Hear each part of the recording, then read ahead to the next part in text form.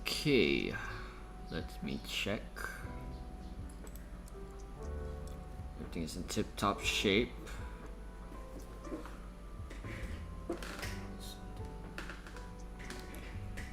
Let me just start notifying everyone again that the stream is up.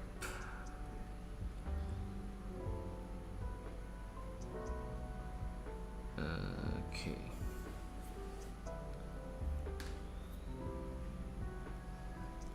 Is my sound fine? Yeah, I think it should be fine.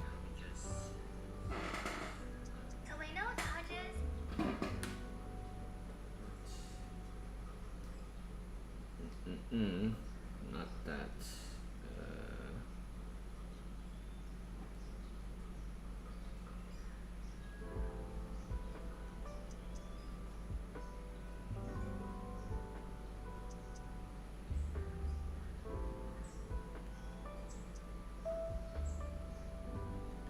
Alright, chat is up and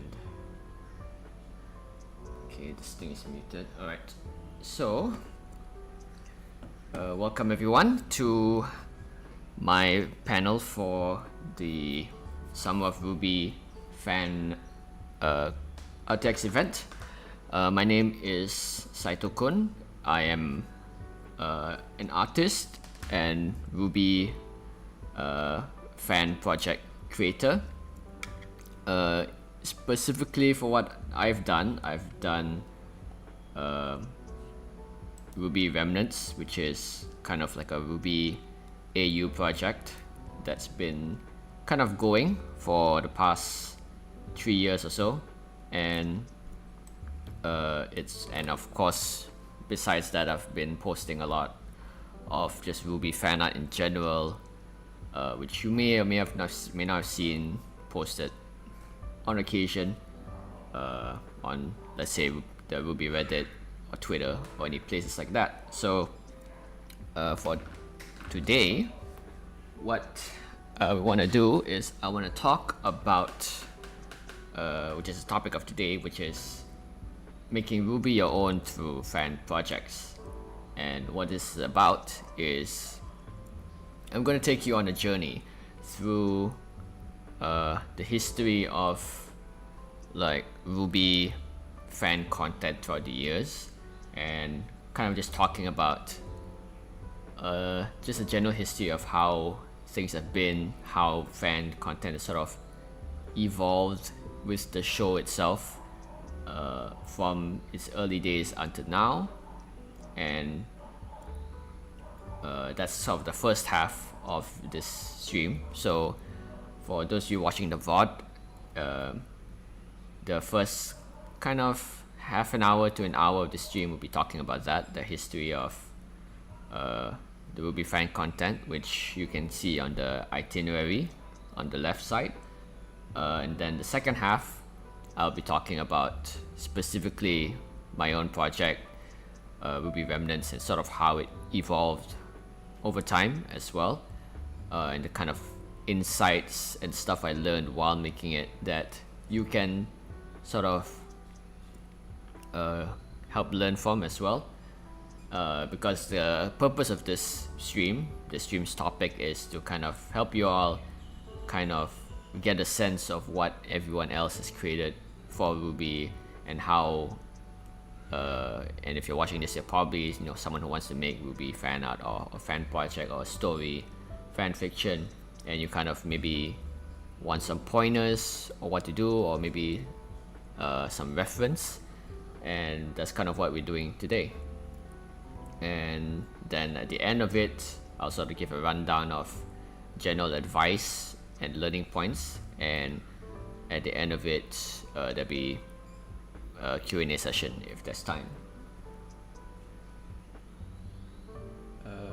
Alright, so I think I can start right away. So just going off my memory, so let's start with first of all RWBY itself and fanworks and its relationship with fanworks. So I'm sure you all know that RWBY was, as of a few days ago, was with Rooster Teeth, and they had a lot of they had a very connected. They were very connected with their fan base, with all their streams and behind the scenes sort of stuff, and that kind of translated into RWBY as well, where they really encouraged fan engagement with their properties. And this is very true for RWBY as well, because especially in the early days of RWBY, fan engagement was very much encouraged, and I think that kind of laid the bedrock for the kind of flourishing fandom scene that RWBY has to this day, because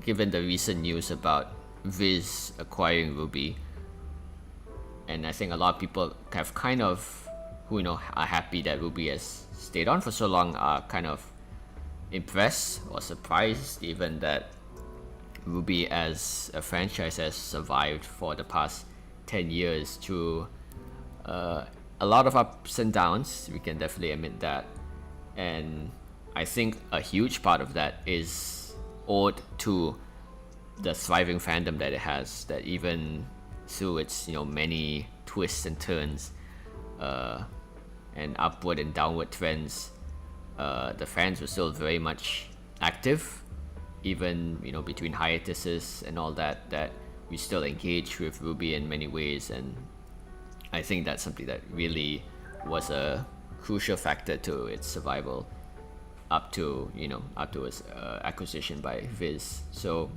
I would like to dedicate this stream to kind of showcasing all of these different works that appeared throughout the years. And part of what helped RWBY so much with this fan engagement is the two main incidents that come to mind. One of which is the Velvet design contest that Monty did. So this was before Volume 2.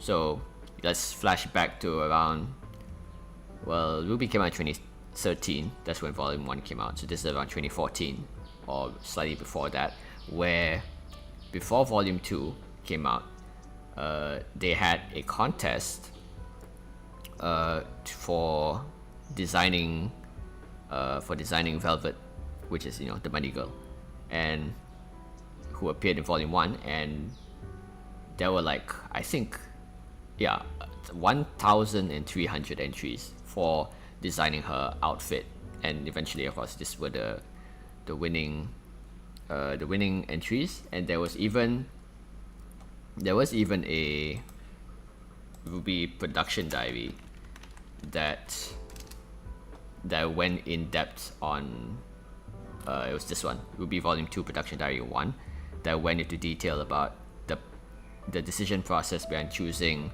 Velvet, and kind of all this sort of and all these entries they were kind of looking through, judging each one of them. And this is of course when Monty was still alive, and I definitely believe that Monty was one who very much valued fan engagement with his work, as clearly shown by not just the Velvet's outfit contest, but also with the kind of rules, or more like guides, that he put in place to help RWBY fans.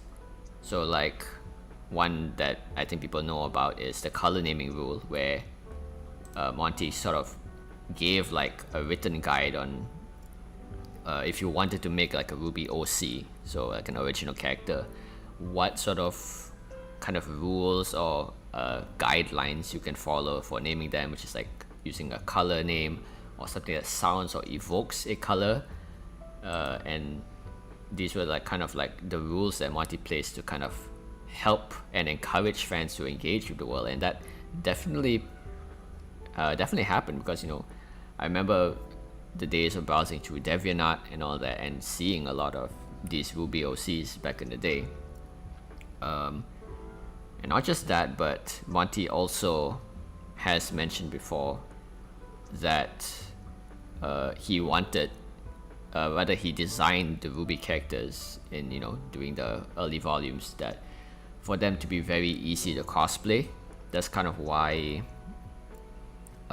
stuff like Team Sun's first designs, they were all, or rather their, you know, their current designs, they're all kind of based on, they were originally based on like K-pop stars, which I think back in the day was Big Bang. That was what was popular back then. Neptune and Scarlet were actually designed after like one of their outfits, and that's kind of been a thorough line in the outfit designs in the early volumes, that they were kind of designed with that kind of cosplay ability in mind, that the outfits kind of had pockets and pouches, because it was to accommodate, because Monty wanted to accommodate knowing that the cosplayers who would cosplay these characters would need to carry around stuff all the time. And there was this, I think, this sort of very consideration for his fans and how they engage with his work, that I think definitely helped with endearing RWBY to not just regular fans, but I think to internet culture in general, which is why I think it kind of became as popular as it did, because it was very much in tune with its audience and how they would engage with RWBY itself through, you know, fan art, through cosplays, and how to best enable them to do so. And that in turn led to the very healthy and thriving fandom scene that we see for like RWBY fan content. So let's see. So that leads me into actually talking about you know, the different RWBY fan works, and we're going to start with the early era. So I've divided them. If you see the itinerary, we're going to go into the early era of RWBY fan works, which is around volume 1 to volume 3 and 4. So this is about 2014 to about 2013 to about 2016-17. So there are 3 works that I want to showcase, and one of them, which is probably one of the OGs, is RWBY Henceforward. Now RWBY Henceforward, it was made by Kuma from Taiwan, which is their username, or Kuma. I think they just normally just go by Kuma. And this was probably the earliest kind of famous RWBY fan project to exist. And this was very, very early. This was around, I believe, the end of volume 1 even. So it was not even, I don't think even volume 2 was out yet, or it was around the middle of volume 2 that Kuma made Henceforward. And it was basically like an AU. So an AU is like an alternate universe, where it followed, I think, like Team RWBY as adults, and they had like a Team RWBY broke up because of like a betrayal from one of their members. And you can read it if you want. You can sort of just Google RWBY Henceforward and you'll find it. But it definitely was very interesting at the time, because I do distinctly remember that, you know, a lot of people were talking about it at the time, at least in the fandom. They were really, because I think mainly because of the designs, because obviously you can tell from the designs that they are like exceptionally well drawn, which is and it had a very distinct look to it, and that kind of made Kuma quite famous within the community,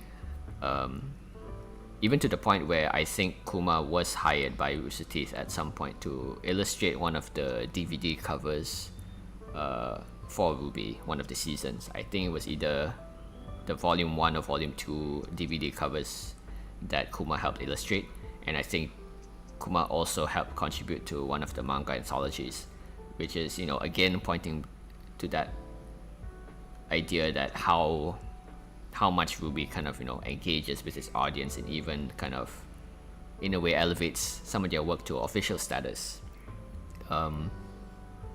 And it was very interesting looking at Henceforward in hindsight, because it was made after Volume 1, like between Volume 1 and 2, or maybe before Volume 3, but it's definitely before Volume 3. And because of that, because it's speculated on like an adult Team RWBY, it had a lot of twists and turns and theories that kind of sound very out there at the time, but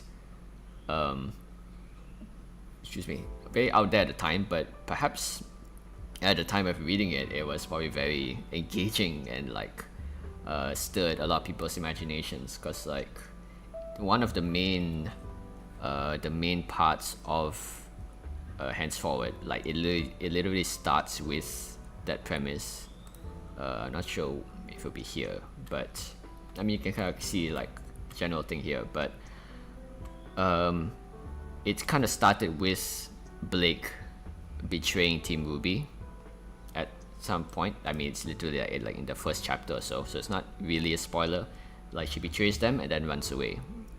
And keep in mind, this is before like Volume 3, so the whole thing about Blake running away from Team RWBY was not even like canon at this point. And I think Kuma kind of speculated that it would happen, and it didn't happen the exact same way in the show, obviously, because this happened when Team RWBY were adults. But I think that's kind of what is also equally engaging about RWBY, is that, you know, through its the various plot points that it has, or the soundtrack, or you know the ways it kind of drops hints to the audience about the characters, that it's a rich bed for theory crafting and speculation.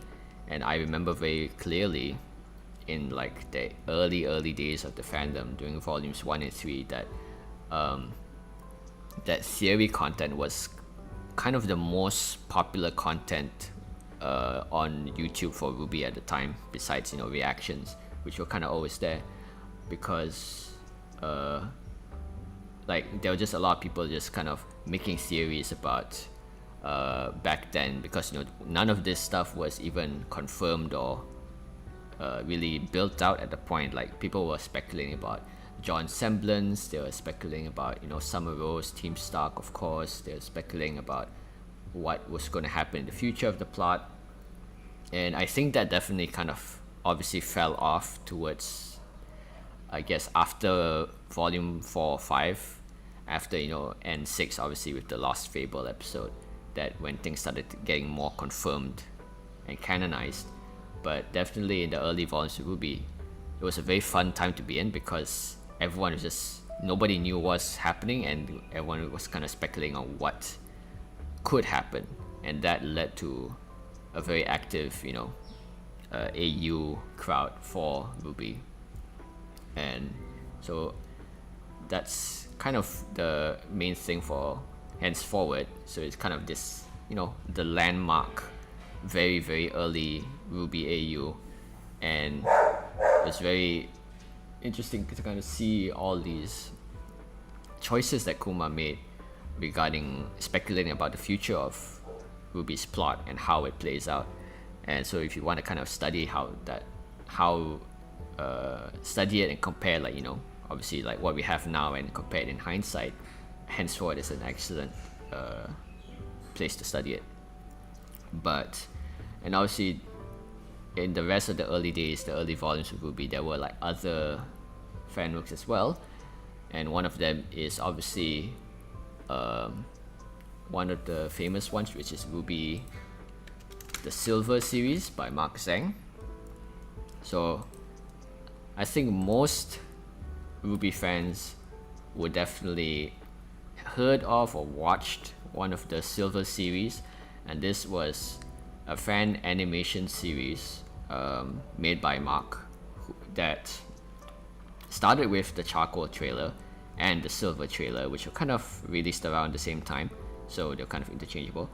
That I think was what really started to impress people about RWBY fan animation. And fan animation is a whole other gigantic thing that I can't really cover adequately, but I'm sure that many other that other panels within some of RWBY have already covered, because there was during this time when these two came out, there was not really that much RWBY fan animation content, if at all. There were probably some, definitely, but not in the kind of way that Mark put it at the time. And even though it was like somewhat, I guess, unpolished at the time, but like volume 1 of RWBY, it sort of gained polish over time. It became even more better. It became, the episode length became longer as well. They added voice acting, so it was like watching early RWBY. It was very intriguing to watch Mark's series grow over time. And each I remember the kind of distinct excitement everyone has whenever a new silver video would release. It kind of became like a mini event in itself whenever Mark releases a video, because obviously, as you can see, they're very far apart, a lot less often than I would like, but definitely this is like 9 years ago, so this was about 2015, around that time. So this was very early, and I think helped inspire a lot of fan animators that obviously now we have a lot of fan animations, which I think I will cover in later in this stream. But Mark's work definitely, I think, was one of the first to set that bar and pave that way for the rest. And of course, on the fan fiction side, I believe there's Ko Alaran, who is probably the most famous RWBY fan fiction writer. That I don't know for how long he has been writing, but I believe it's been around as long as around when all this stuff came out, because I remember even back then that he was writing all his fan fiction. So that's on the fan fiction side, that even back then, obviously RWBY had a very active fan fiction scene, whether it's for shipping or for AUs or any of the just like fluff or any other kind of stories within Remnants universe, that in all aspects in media, so from animation to literature and art, comics, that there was something in RWBY that people really wanted to engage with. And I think it's kind of what I would coin like the Harry Potter effect, where Harry Potter has the kind of same effect where there's something about it that really kind of grabs audiences and makes them want to engage with it and make fan content theories and all that about it.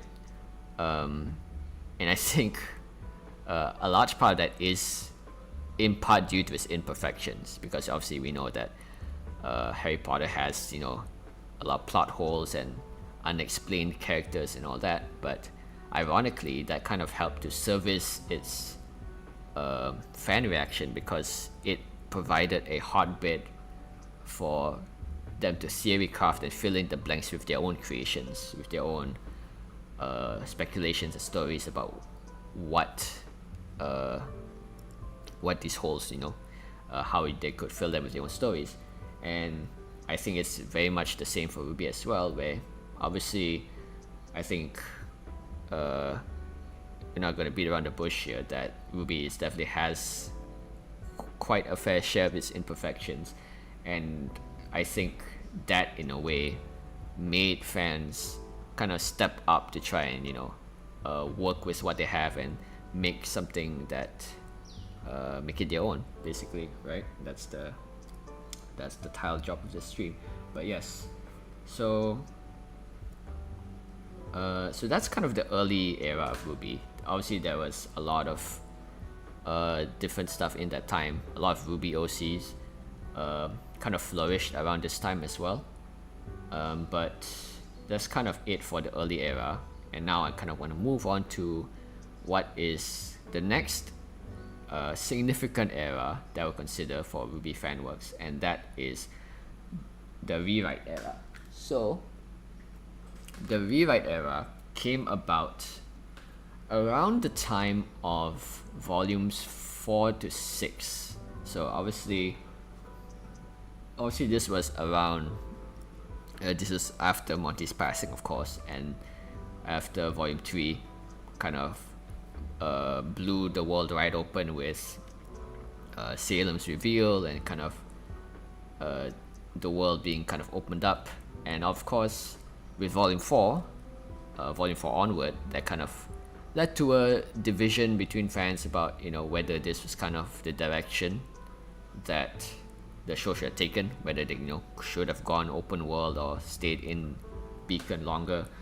I'm not really here to put my opinion on it, but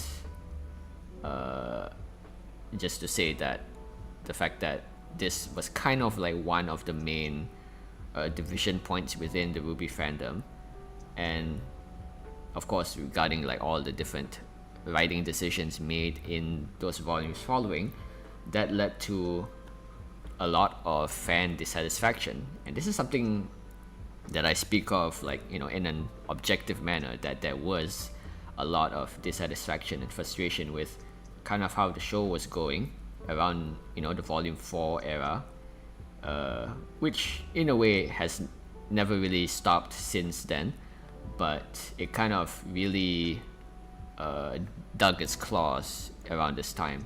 So this kind of led into the next, I think, significant era, which is the rewrite era. And of course there were many other people were still making fan art and, you know, normal content for RWBY at the time, fan fiction and all that.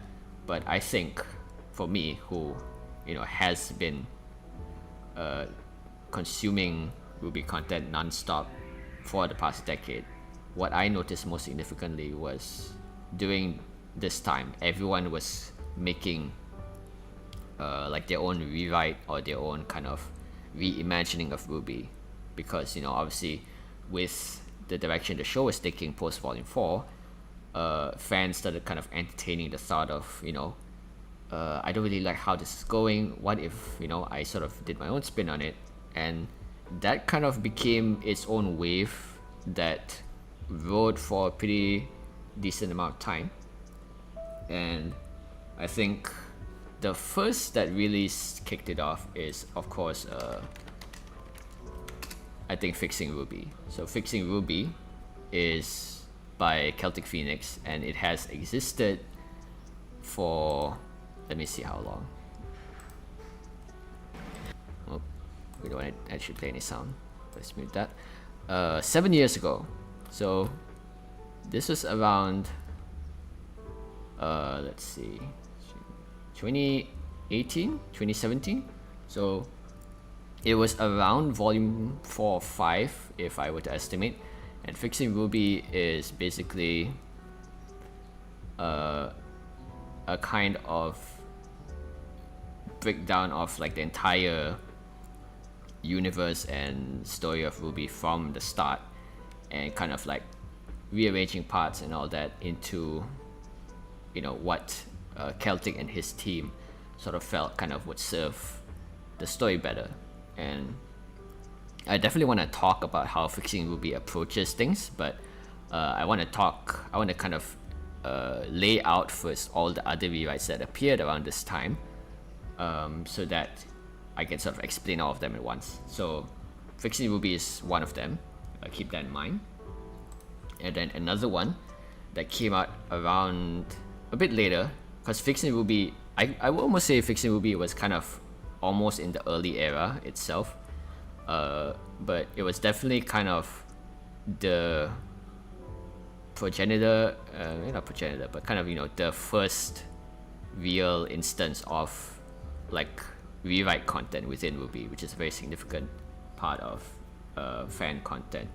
But one that kind of cropped up, I believe, around volume 6 is the very, very controversial RWBY alternate series by Jerry Freeman, and this was 5 years ago, so 2 years after Fixing RWBY. And what this was, and I'm gonna explain it all as if you've never heard of them before, is RWBY Alternate. Started as this video by Jerry Freeman, which is RWBY Better, which was basically Jerry taking the premise of RWBY and kind of taking it in his own direction 100%. So it's like making his own original world from scratch with his own lore, but he's sort of just keeping the characters. And that obviously you can see it blew up with 500,000 views. It was like 100K in like the first year I saw it, so it just keeps growing like a hungry beast. But I think it's mainly the title that grabs people. But and of course, regardless of who you are watching this, I think if you're watching me in particular, you're probably very well aware of this more RWBY critical content. But if you're more of like a conventional happy-go-lucky fan, all of this may sound very strange to you and maybe even somewhat offensive, but I'm gonna talk to you all about them in a fairly somewhat unbiased manner, because I think my aim in the stream is to showcase the not full, but a proper history of RWBY's fan works. And that includes stuff from all people of different kinds of points of view of how they view RWBY, and because we want to kind of see how they perceive RWBY and what they do with it, so that we can kind of learn those techniques and figure out what we want to do with our own fan works. So that's RWBY Alternate by Jerry Freeman, and there were several other parts to this, not just this video, but this is kind of the main video that kicked it off. And of course, yes, Floof, soil salinity levels. That I'll talk about alternate later. So, and then there's another RWBY fan work by some random dude called Switchback channel, and at the time it was called RWBY Cherish, which was at the time that was what it's called. And this was way back in, and now of course this is my RWBY rewrite stuff. So this is way back 5 years ago, around, this was the same time as RWBY Alternate, where this is when I started making rewrite content for RWBY, because I myself was also kind of dissatisfied with the direction of the show, and I sort of made content and all that talking about it, and eventually it started with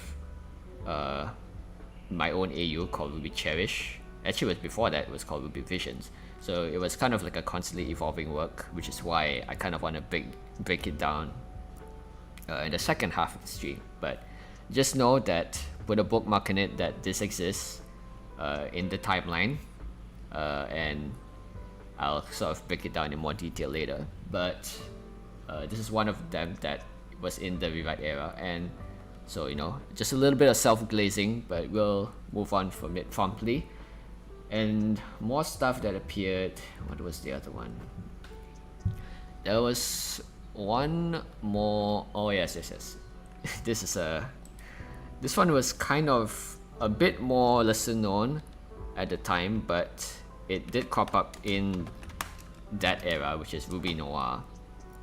And RWBY Noir, it was two years ago, so not that long ago, but sort of kind of within that the rewrite era, which is around this time frame.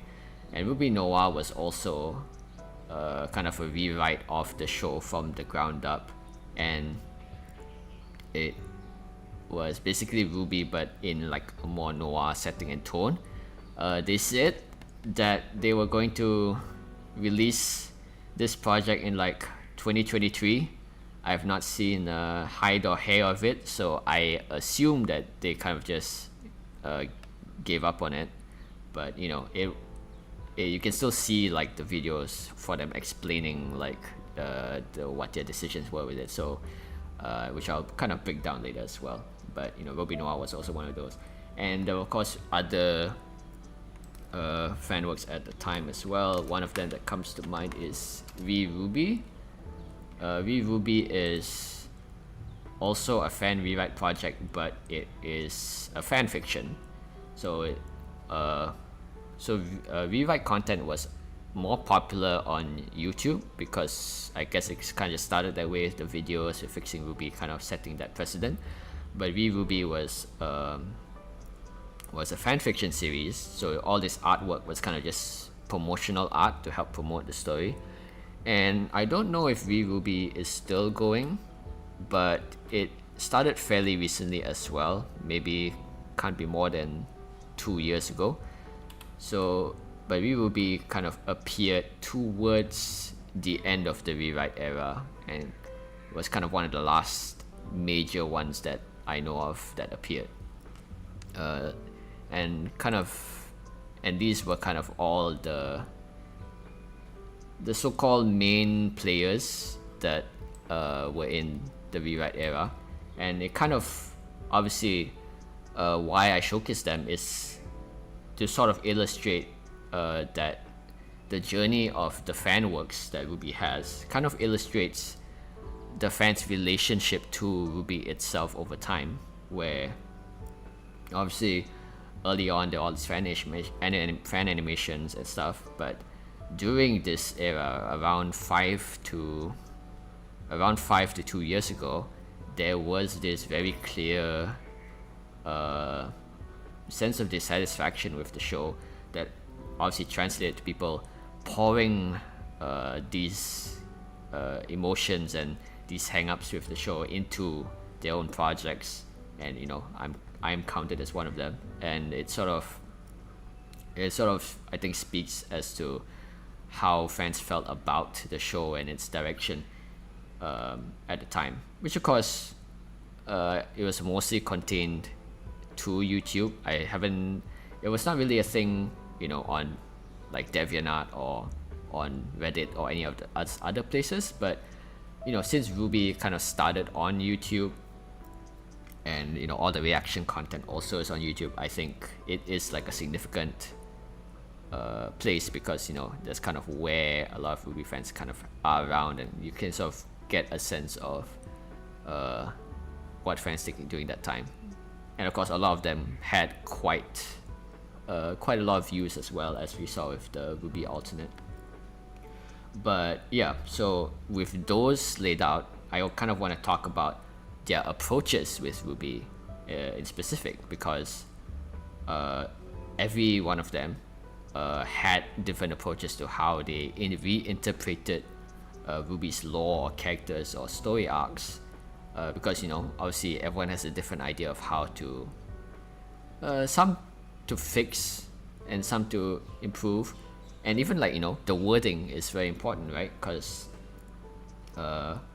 some view it as trying to fix the show, some view it as kind of they want to overturn it entirely in RWBY Alternate's case. Because looking at fixing RWBY, let me take a real quick water break.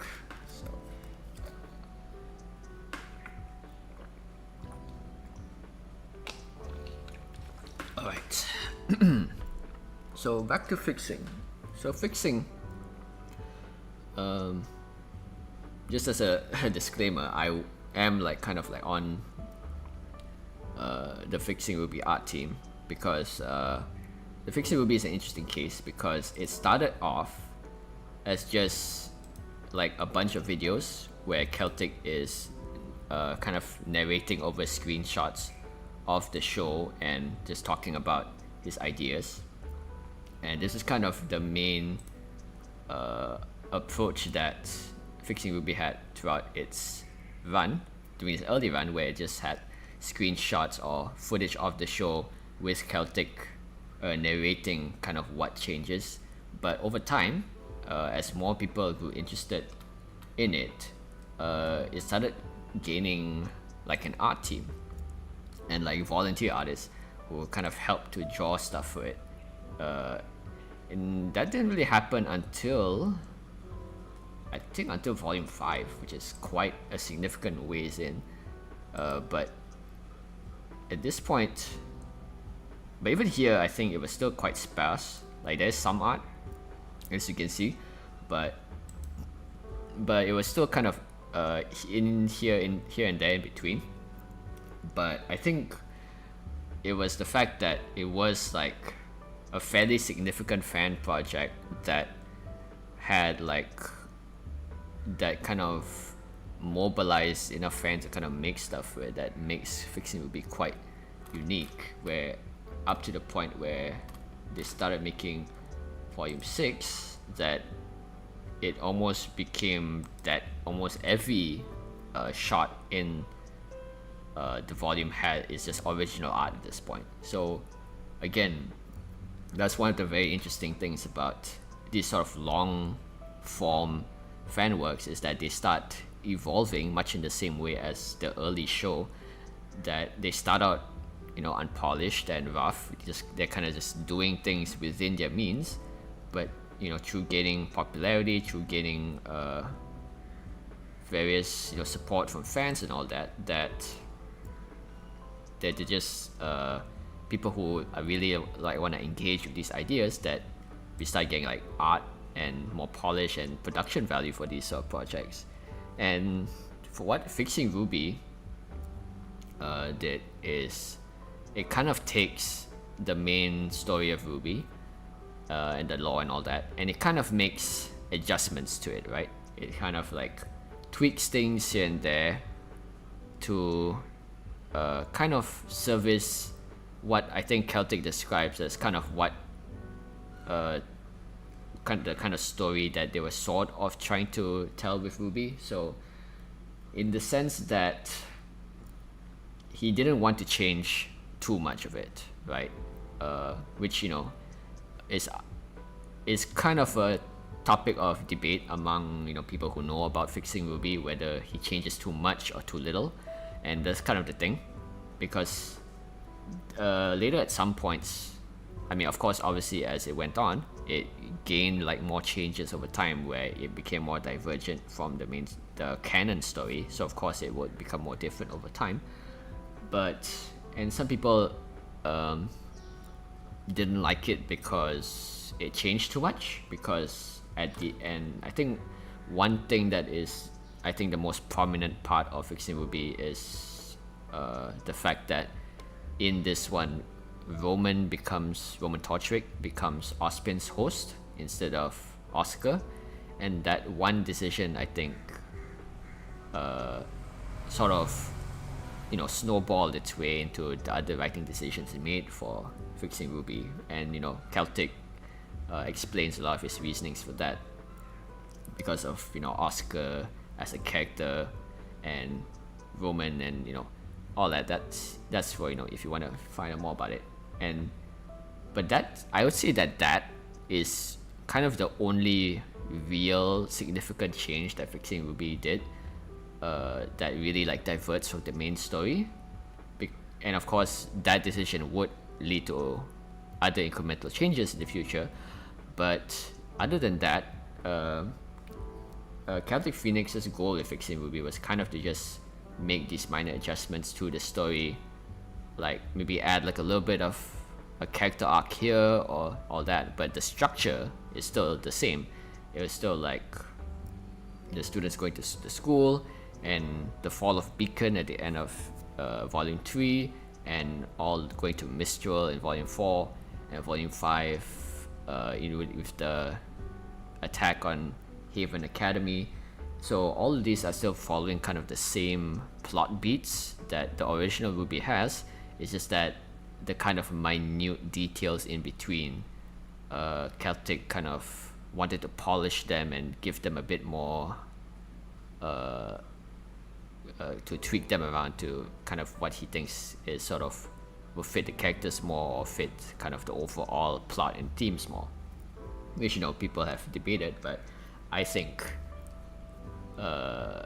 you know, it has a lot of its own fans, and I, obviously being on the team itself, have have found like a lot of value in the writing decisions Celtic has made for this project, and how it has informed even my own projects, because it's not just the story itself, but what fascinated me also was kind of, because the fact that this was a RWBY kind of AU rewrite project, that nothing else was really, and I think nothing else in the fandom now as well has been on this scale before, and has run for this long, for like, I think a good part of 5 years now, or even more, 5 or 7 years. So it was very useful for me to sort of, being on the Fixing RWBY's art team, to sort of learn about how to organize these very large scale fan projects, with organizing multiple volunteers, multiple artists, sound people, editors. It was a very enlightening process to kind of learn these things, and how many moving parts go into even like simple videos like these, and it helped me learn a lot for my own projects. But yeah, that's the main approach that Fixing RWBY had, which is kind of taking the main story and tweaking it, making little adjustments to kind of right the ship, as it were. So let's see, and to contrast that, RWBY Alternate is completely different from that. So RWBY Alternate follows a completely opposite approach from Fixing. Let me just grab water. So so what RWBY Alternate did is it took the entire world of RWBY, and let me see if I can just find where the map is. Here. Right, so what RWBY Alternate did is it took the very basic, not even building blocks, but even like basic things from RWBY, so like the characters and maybe like the weapons and stuff like that, and sort of kind of made a whole new world from it, which is what Jerry did with RWBY Alternate. And this was a very, like, he like nuked everything from the ground up and basically like made an original like world for it with its own like setting and lore. So this is the map that he used for RWBY Alternate, which, as you can see, is definitely not the Remnant map that we know. It's, so he completely upended even the geography, the world itself of Remnant. And you can see some familiar names like Mistral and Atlas, but really, for all intents and purposes, this was like an original world, and it had very different lore, and there were like Grimm, but the Grimm itself had like different origins and lore, so it was basically completely different. But it mentions like, it does mention like Ruby and Yang in this part, like throughout this section, talking about like the character arcs. And it was kind of interesting to watch RWBY Alternate develop, because there were obviously future videos that I had talking about like gaining like from community feedback and sort of adjusting the lore and story based on that. But in the end, I don't think it came to like anything concrete, meaning that, of course, the Fixing RWBY you saw was all like these kind of narrated videos where with the art to sort of tell the story. But RWBY Alternate was mainly just narration, talking about the world and what happens.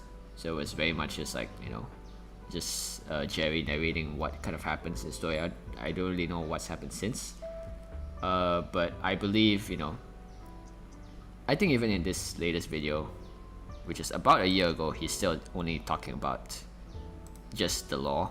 So I think that's just how it's always been.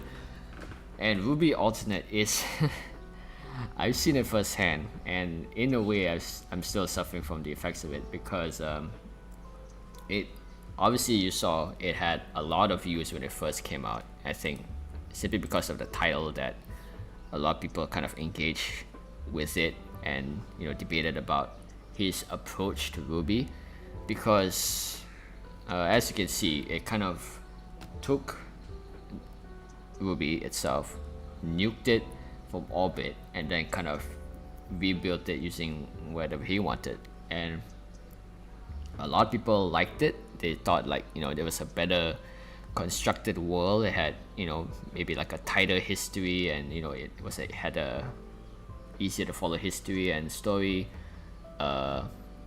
So some people thought it was better than the original in that case, while others thought it was changing too much. And I think that's kind of a fair thing that most people thought of, that it changed way too much from the original intent or vibe that RWBY had, that it kind of doesn't feel like it anymore. It's like its own thing, which is why I'm showing it, is to kind of show you the immense breadth there is to how fans interpret RWBY. Though I kind of struggle to think whether Jerry considers himself a RWBY fan or not with how he talks about it. But people who make RWBY content, right? So and what kind of motivates them, because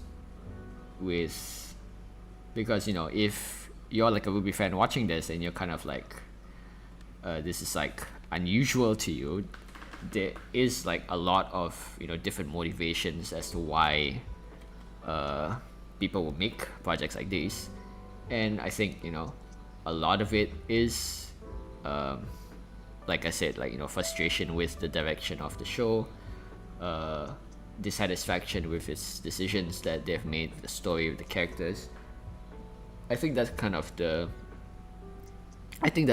fairly easy to understand, because I mean, using again Harry Potter as an example, and like how the direction that series has taken, or rather its author has taken with everything, it would be easy to kind of understand, or at least know that feeling of frustration or dissatisfaction with a piece of work, and why you would want to kind of change it or adjust it to kind of service a certain idea or certain direction more. And I think Celtic Phoenix was kind of motivated by this sort of dissatisfaction with the kind of story that RWBY was trying to tell. But in Jerry's case, obviously I haven't worked with Jerry, I'm not familiar with him, but the vibe I get is that it was very I don't want to say spiteful. I mean, it could be, but it's sort of the idea that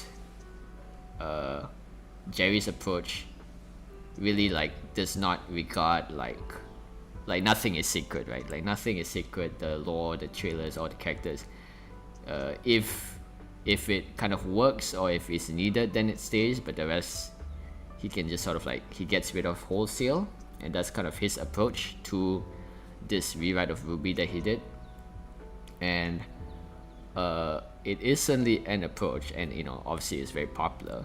But this is kind of you can see that even with a dissatisfaction with how the show presents itself, there is either a spectrum or a kind of different motivations for the people making it, and how that kind of paints the way that they approach the work itself. Because when Celtic Phoenix made Fixing RWBY, he still has a sense of regard and consideration for the core world that will be set in for Remnant, and he wants to kind of try to work with as much existing material as possible.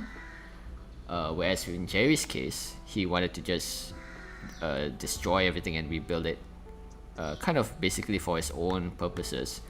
And because for him it was sort of the idea that there was like not much value in it to begin with. So for him, it was like not much of a problem to sort of just like turn it into whatever he wanted.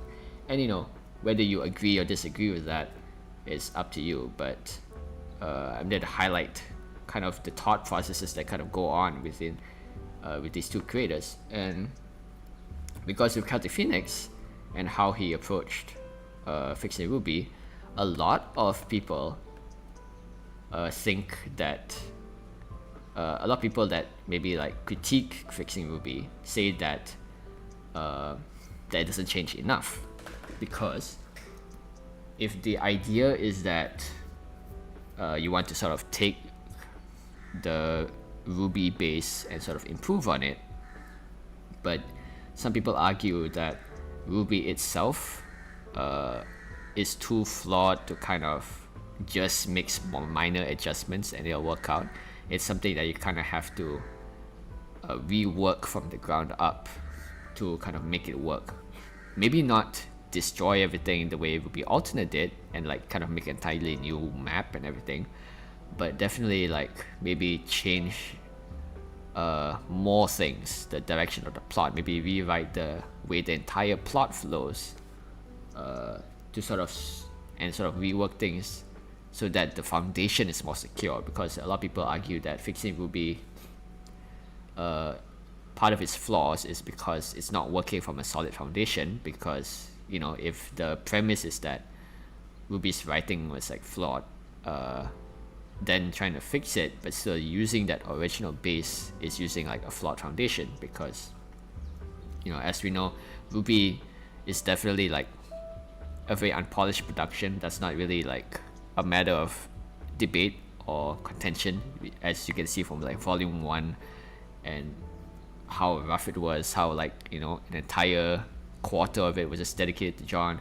It had a lot of structural problems and inconsistencies, and you know, I think that's something we can at least agree on. And if you don't agree, I can't help you there. But but for that, you can see that even with the sort of baseline, the extent to which these two creators sort of kept and or left things out kind of decided the entire direction of their rewrite. And for RWBY's case, it kind of did something in between, which is it kind of gave adjusted backstories for different characters. For example, like one of the obvious ones it made like, I think Roman and Neo, both of them like orphans that grew up together, which is obviously I think like a very popular fan theory until the Roman Holiday book came out. So it kind of like made these decisions that affect, it's kind of like a ground up rewrite, right? So this rewrites Roman and Neo's backstory from the beginning. And of course I think for all these other character backstories it did that. And then that kind of, because that foundation was changed, it diverged into its own thing. So naturally the plot would also change as a result. And this is where it, you know, you would say it's like a rewrite, but it kind of falls a lot into alternate universe AU territory as well. And honestly, if you ask for my opinion, I kind of agree with this approach. And this is sort of the approach that I've taken with Remnants, which I will talk about later. Which is, in my case, I kind of disagreed that, not disagreed, but I rather thought that fixing RWBY didn't change enough about the story, and I thought RWBY Alternate changed it too much. So I was kind of pursuing like that kind of middle ground, and that kind of led to how I wrote Remnants. But you know, that's for the next part. Because next, so that concludes the rewrite era of the fan project stuff. So another quick drink break as we finish covering that.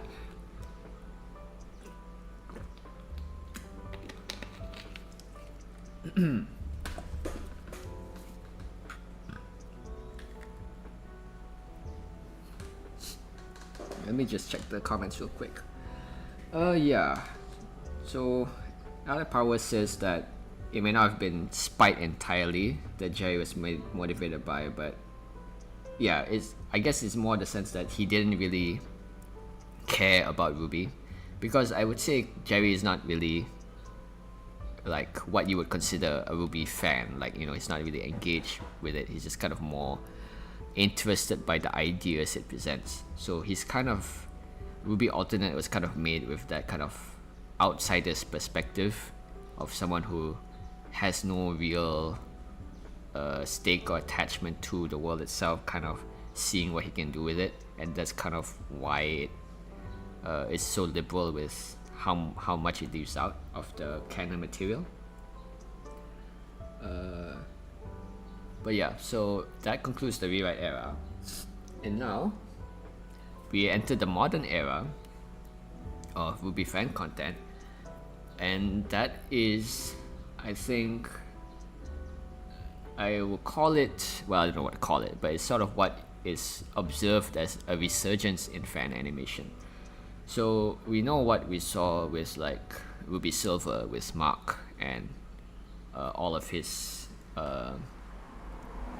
with all the material that Mark made with the fight animations, and it was mostly like, you know, fighting and all that. But towards recent times, so this is around 1 to 2 years ago, or even 1 to 3 years ago, but I definitely around 2 years and 1 year, is that RWBY fan animations and video content started making a comeback again. And the ones that come to mind are 3 examples, yes. So I believe the first one was the RWBY OVA that kind of kicked it off. So the RWBY OVA was made by Cake Station and, you know, a team of animators, and yeah, this is definitely 2 years ago. So RWBY OVA is basically like a short animation, kind of not speculating, but it's kind of like an animation that sort of illustrates a spin-off story set within Volume 1's timeline. And I would highly recommend watching the RWBY OVA. It's very, very well done. I would very much recommend watching it because it very handily captures the Volume 1 feel of early RWBY, and I think that's kind of what people love so much about it, and I find it to be a very criminally underwatched series. It has 2 parts so far, but this is the RWBY OVA, and I think this was kind of marked the beginning of like kind of a different shift in RWBY content. So I think prior to this, with the rewrite era, obviously a lot of people were dissatisfied with RWBY, and they kind of wanted to you know, make their own projects to kind of handle that. But I think also with that also came maybe I wouldn't say this is like true, but maybe my speculation is that there may have been like a fatigue with this sort of more cynical content, because you know, obviously 5 years back was, you know, the time of like the cinema sins era, the era of like, you know, like The Last Jedi and all these sort of very heavy discourse, heavy video content, and I think the fan climate around the time around media is being quite cynical and critiquing it in that kind of way, and that sort of kind of informed the type of RWBY fan projects that appeared around the rewrite era. But towards recent times, I think somehow or other there kind of grew like maybe an appreciation for kind of the core appeal of RWBY, or maybe people at least taking a more idealistic approach to their ideas and how they want to take the story of RWBY. And I think RWBY OVA kind of set that tone by not exactly they made something kind of set within that original Volume 1 kind of vibe, and obviously you can tell very clearly it's like a love letter to RWBY, and I think a lot of people resonated with it because it really kind of was a nostalgia trip for many, and kind of helped people appreciate the fight scenes and all that again. And definitely was true for like the Invincible Girl short, which came out a few short months ago, but that one had very, very good fight scenes that definitely made people kind of miss like those early fights back again, and kind of yearn for that simpler time that RWBY had when it was set in the academy and everyone was just training and doing these fights, and of course the art style as well. And it has that same kind of unpolished feel that RWBY Volume 1 had, and I think that resonated with a lot of people. But, and of course, it's kind of the more well-known example, but of course, as you can see, there were a lot of these fan animations throughout the years that appeared, and I think the RWBY fan animations sphere is really commendable because I don't think it ever really stopped, right? I think throughout RWBY's entire existence, people have not stopped like making fan animations for it because how influential Monty's work on RWBY was to like young aspiring animators, that if they can see like like RWBY Volume 1 or like evolve and capable of doing all this, then perhaps they can do it too, and that makes them want to pick up Blender or to make all these animations, and eventually with enough time and enough training, you can end up making a full-on short like what the RWBY OVA does. And that brings me to another one of these projects, which is RWBY Evermorrow, which is made by Kaleido Arms. And RWBY Evermorrow is an AU series that is basically operating from the one idea that what if the fall of Beacon never happened, right? What if the fall of Beacon never happened and Team RWBY and everyone continued studying at Beacon? And this is the entire concept of the AU, and it started just like last year. And since then, Kaleido Arms and eventually he's much like fixing RWBY, he started getting like a team of people to help out with the story, because as you can see, this first episode is only like 2 minutes, and it has some animation, but as you can see, it also has like a lot of it has some like footage from the actual show, and you can see like how it began. And then by the time you get to the latest episode, it's 11 minutes long and it's fully animated. And again, like watching Volume 1, like watching these very kind of long form RWBY fan projects, that you really get to see, not only get to see, but also get to kind of vicariously live through that experience of watching that feeling of like watching Volume 1 grow and find its feet, that you can see kind of emulated in these fan projects. And I think that's kind of what's so exciting, and what's so exciting about learning and engaging with RWBY fan projects like these, is that you can watch them as they grow, and the experience of growing alongside with it is very cool, obviously, and it kind of helps scratch that itch that following, if you follow like Volume 1 and 2 and all that from the start, it kind of scratches that itch for you.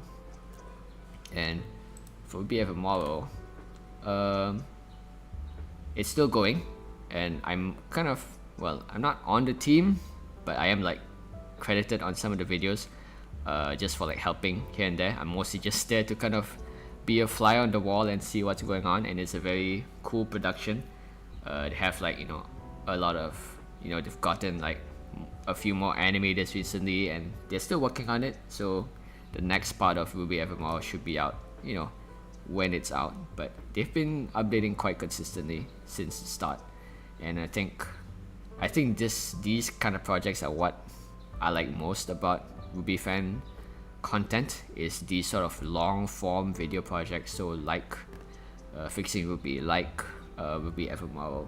Even if I don't, let's say I don't really agree with the writing decisions, or there's parts of it that I find out have flaws, I always like them because you can see them grow, and you can see how you can just see the handiwork involved. You can see the sausage as it's made, as it were, and that's what really makes me engaged with these fan projects. And another I think probably the highest production value example is RWBY Dust Queen, and that does not exist yet. So RWBY Dust Queen is a fan AU as well, and it's being animated by Sai, and also of course a team of animators. And RWBY Dust Queen is not yet out. It was announced about 5 months ago, but I think it was already being teased like in the year prior. And this is obviously like probably the most ambitious RWBY fan animation yet, because it's like its own entire self-contained story, and it's about like, I think the entire idea is that what if Weiss was like infected by like some kind of dust thing. I mean, it's called Dust Queen, so she has like dust powers and all that. I'm not entirely sure what the story is about, but obviously you can see how much production value there is, and it's all just made by the fans. And I think that's kind of what is so amazing about the RWBY fan community, and just how willing they are to just like go the extra mile and make all this stuff, regardless what they feel of the canon show. And I think that's really, really cool. And that's kind of the cap to this modern era of fan works, which is very focused on these sort of big kind of long form fan animations, or these more higher quality fan animations that are often kind of animated by groups of people. So a lot of these are group projects as well, and it's very interesting to see. So drink break.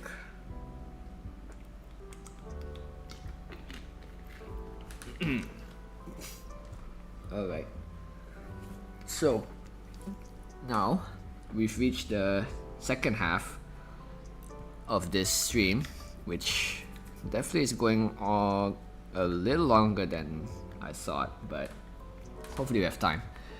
Is I can start talking about my own approach to RWBY fan projects and how that journey has gone. So to start off, I joined the RWBY fandom around volume 2. So it was right after volume 1 and right before volume 2, because I very distinctly remember watching like the production diaries for the first time and being very hyped for like volume 2's release. So I came about quite fresh near the start of RWBY, and I've never really done fan works of RWBY. I mean, I did like some sketches, some fan art here and there, but nothing really like super significant. But at one point I started making RWBY AUs, alternate universe fiction, and it started with 8 years ago with RWBY Shattered Tomorrow. And RWBY Shattered Tomorrow was basically like a small kind of idea that I had, which was basically just me speculating about the fall of Beacon. So this was made in the middle of volume 3. I remember it was around the first half of volume 3, and I was, I think, watching like around for episode 6, where obviously they were like shit starts hitting the fan and things start getting serious, and that stirred up a lot of ideas in my brain, and I wanted to speculate about what would happen at the fall of Beacon, what would happen, would that split apart the character. And I think I made a lot of fairly accurate predictions, in this AU, because this is the kind of post I had for it. In this one, I speculated that something Cinder did would open like a giant eye portal in the middle of Vale, and it would like, this portal would like summon a crap ton of Grim to like infect the city and all that, and that forced like all the characters to scatter to the different parts of the world, and I think that it was pretty accurate, I think, minus the portal part, but I think I was kind of on the money there. But it started with that, and I think that kind of planted the seed for me getting into AU content, because this is like the rich speculation and the storytelling that can be told with it. And it started with Shared Tomorrow, and I made like fan like redesigns, or rather like outfit changes for the girls like post volume 3. So this is like all that, but then I believe this was, but then it kind of like chilled after that. It was, this AU was kind of pretty much done, but then it kind of moved onward to RWBY Visions. So RWBY Visions, so RWBY Shadow Tomorrow was just kind of its own thing. It was just like a speculation on volume 3, but RWBY Visions was made around the same time as RWBY Alternate, because, and it was the kind of like, I saw like RWBY Alternate, Fixing RWBY, these kind of projects going on, and I wanted to kind of do the same thing. In a way, I was jumping on the bandwagon, admittedly, because, you know, I really like the format of working in video for it, so I wanted to kind of make my own version, and that kind of led to the creation of RWBY Visions, where I was like speculating. It started as a subreddit, and that subreddit is dead now, but it had like, you know, a lot of ideas and stuff there, so if you wanna like look in it, you can, yeah. Is RWBY Visions dead? Yes it is.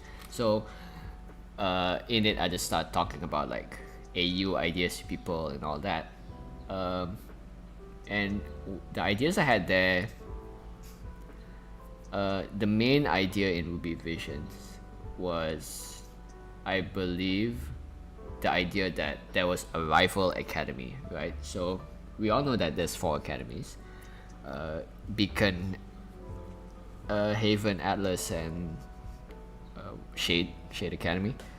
But I wanted to play around with the idea that there was like a like an evil academy. Okay, so basically think of like X-Men, and you know, you have the X-Men, and then you have like the Brotherhood of Evil, right, which is led by Magneto. So it was kind of like along that same idea, where I wanted to play around with the idea of not only a rival academy, of, you know, that would rival Beacon, but also the idea of rogue hunters. So because, you know, obviously when you have hunters, you also have hunters that break the law or who break off from that path. I wanted to explore the idea of what could cause like a division within the world of hunters, and the idea behind Visions was that the profession of the hunters, you know, people who hunt Grim, predated the idea of the kingdoms. So before there was any form of government, like the kingdoms that we see today, there were the hunters, because, you know, obviously Grim have existed as long as humanity have. So so the profession of people who hunt Grim are almost as old as humanity itself, so they are a very long-lived profession. But after the kingdoms were established and the academies, there needed to be a way to standardize everything and to kind of organize the hunters together into a single faction that, you know, people could organize and send to the kingdoms and work together. But however, there was a faction of the hunters that disagreed with this approach, and they didn't want to go along with this idea, because they thought that the idea of establishing these kingdoms and kind of systematically, you know, finding like a single system for hunters is not the way to go. They think it leads to complacency, it leads to like forming like, you know, a bubble that they believe that they should just continue hunting Grim through the old ways. So that kind of led to a schism, and these hunters sort of led to form their own kind of antagonist faction, and RWBY Visions was sort of built around that idea. And this is kind of one of the AUs I had, and I really liked the idea of the rogue hunters, and I really wanted to like make it work. But I think eventually my my reasonings for them, or my motivations for them, kind of changed. And why it changed is because a lot of it had like OCs, like original characters. So there was, because obviously there was this rival academy, and this rival academy of course needed students and a headmaster and all that, which I made, and I thought was cool. But eventually it came to the point where I kind of asked myself, is this kind of really, I guess, staying true to the canon of RWBY? Because like, you know, like the consideration that Celtic Phoenix had with fixing RWBY, how much do you change? How much can you add or change until it doesn't really feel like RWBY anymore? And to be honest, the faction I created I think is kind of, you know, in line with the idea that RWBY has, because, you know, it follows like the hunters, and it kind of explores the ideas that the hunters have their own factions and rivalries. But I think to me at the time it wasn't true to the motivations I wanted to do with RWBY, which is to kind of make something that was more close to the original, and kind of use that as a foundation. And that kind of led down the line to RWBY Cherish, which let me pull it up somewhere. So RWBY Cherish, actually this is kind of around the same time as Vision. So RWBY Vision is kind of prior to this video, RWBY Needs a New Beginning. It was after this video. This video is kind of what put my channel on the map per se, and on a very small map, but as you can see, obviously it has more views than most of my other videos. So it's kind of one of the landmark videos of my channel, because I was talking about my own ideas on how to change RWBY and all that, and people seem to like it, and that led to the creation of RWBY Cherish. Because Visions I was just working on solo, so I made RWBY Cherish to sort of distinctify it from Visions, and to kind of unify those ideas, because at this point a lot of people were interested in the ideas I had, and they wanted to work with me on it.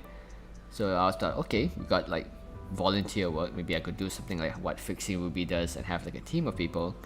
So I made RWBY Cherish as to kind of mark that. So obviously you can see here, and that led to a creation of a Discord server where we start talking and talking about the different ideas we had.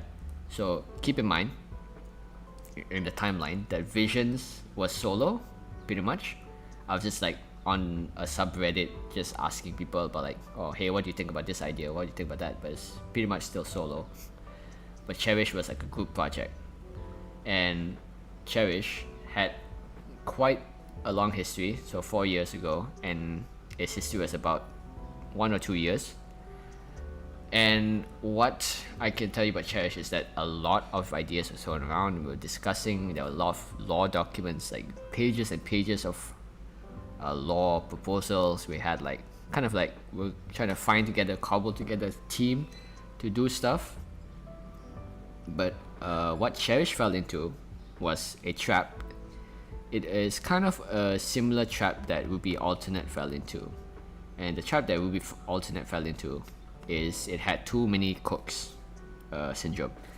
So what happened with RWBY Alternate is that after his initial video, the RWBY but better video, Jerry made a Discord server with a bunch of people to kind of, for people to kind of join in and discuss and send their own ideas about the kind of foundation he built with that video, about this new world he was creating.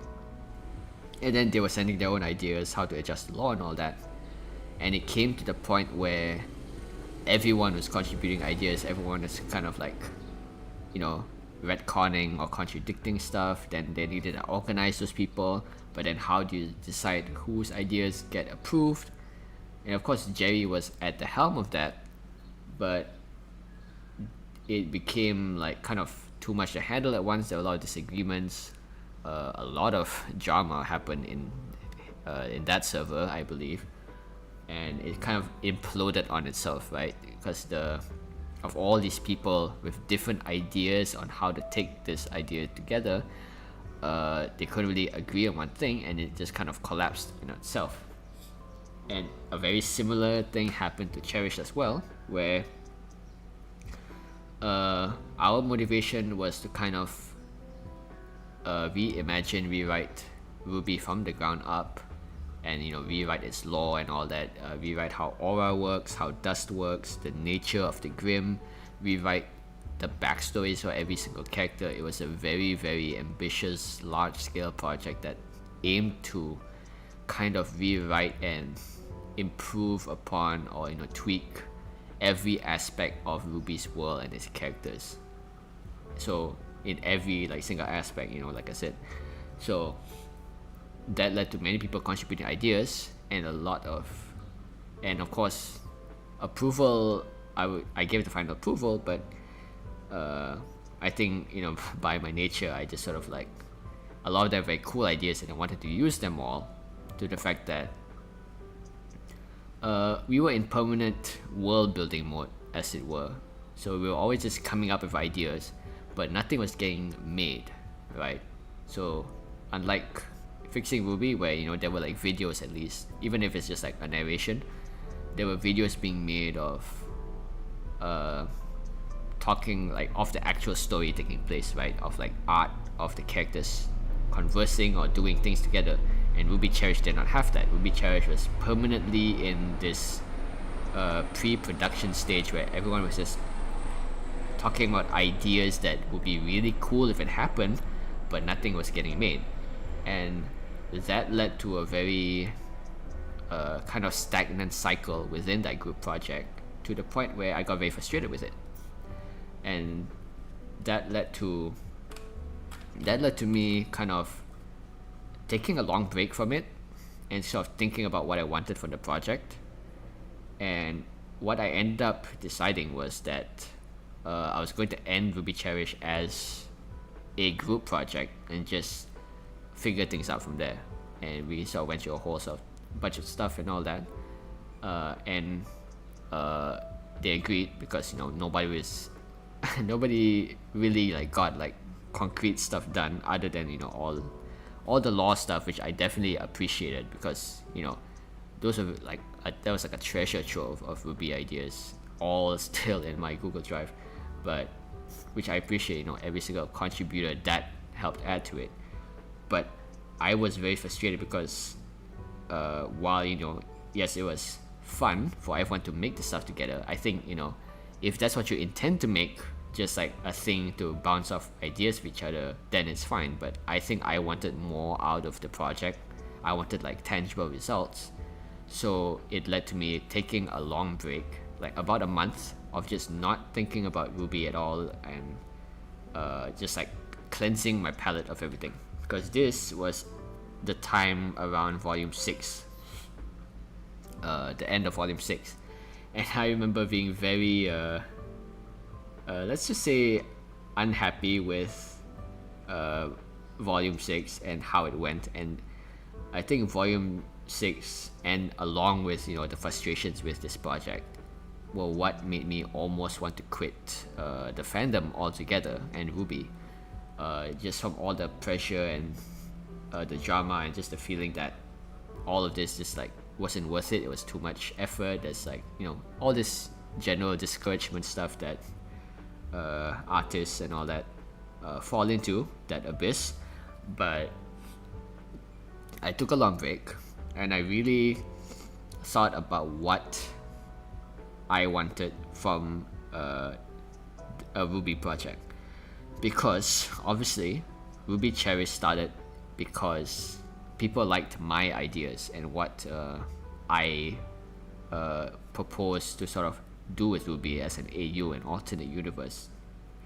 And I thought that, you know, if people want to see my ideas, you know, and I kind of am the person who has to like execute it, then what would that look like? And that kind of led to an intermediate point called We Are the Hunt. So this is called, so We Are the Hunt is basically like a very short experimental series of RWBY music videos that I made, because at the time I was listening to this album by Cold Kingdom, which is a band I would very highly recommend. I kind of recommend it to anyone that is a very it has a very RWBY sounding vibe to it. It's like it's the kind of sound is kind of how I imagine like a post-time skip Team RWBY, like a RWBY would sound like. But I was listening to their album called The Moon and the Foal, and I think listening to it really helped reignite the kind of passion I had for RWBY, because listening to the songs and the lyrics, it made me think about, oh, you know, that lyric sounds like it could apply to this character, and those lyrics sounds like a lot like Blake, or it sounds a lot like Summer.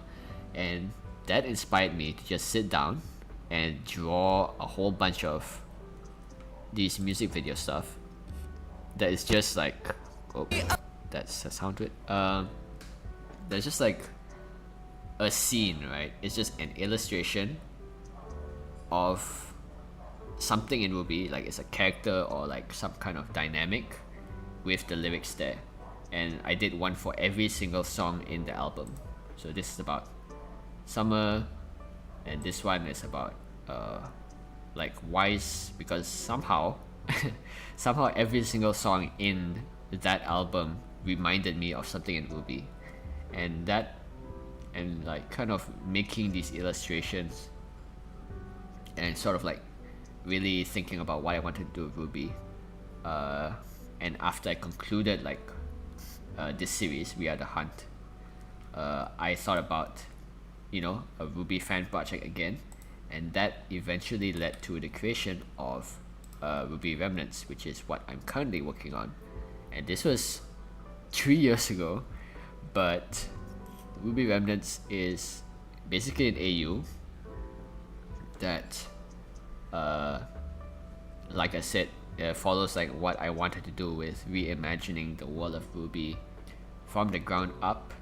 But I wanted to do that kind of middle ground approach where I did want to change like a lot of aspects of the world from the ground up. I wanted to change the lore, the way the character arcs work, but I wanted it to work in a way that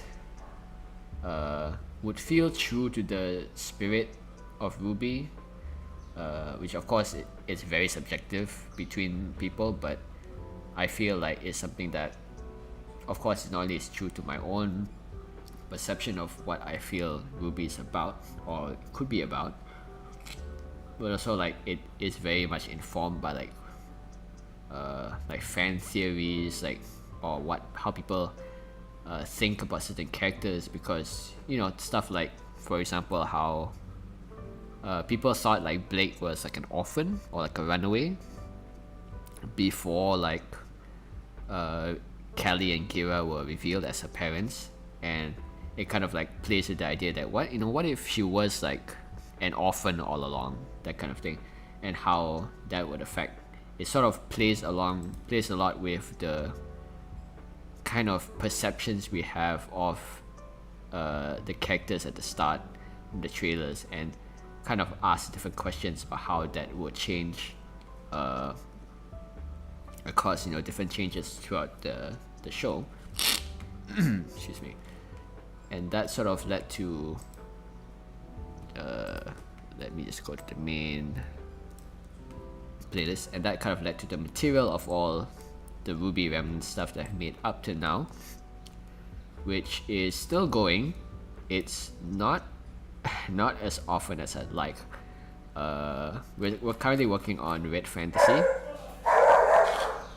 and Red Fantasy is basically like the RWBY episode of this AU, but it's been going on for a while, and it's not really, I don't think it's really well known in the RWBY fan sphere, because I always see people talk about fixing RWBY and all that, but I think admittedly through my own actions, it's not as well known throughout the fandom as it could be, but it has been going since then in like short videos, long videos, and all of them are basically like these sort of animatic style slideshow style videos that have like art in them.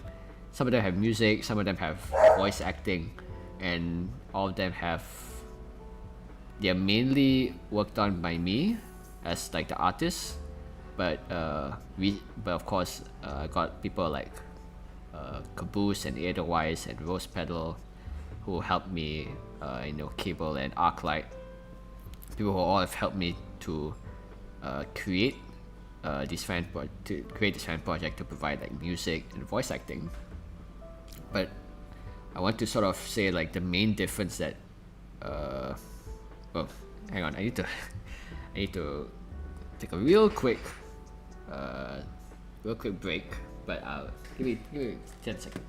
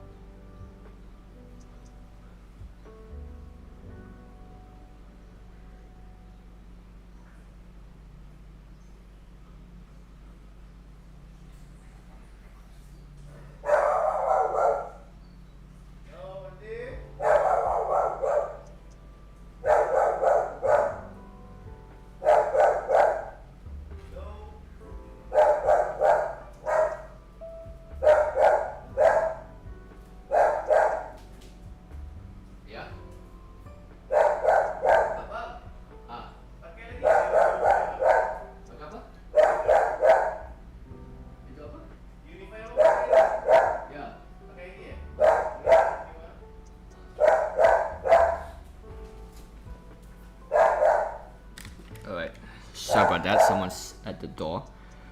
Yeah, that's the neighbor's dog. I can't really do anything about that. But this was left it running. Okay, so where was I? So with RWBY, I think the main difference that RWBY Remnants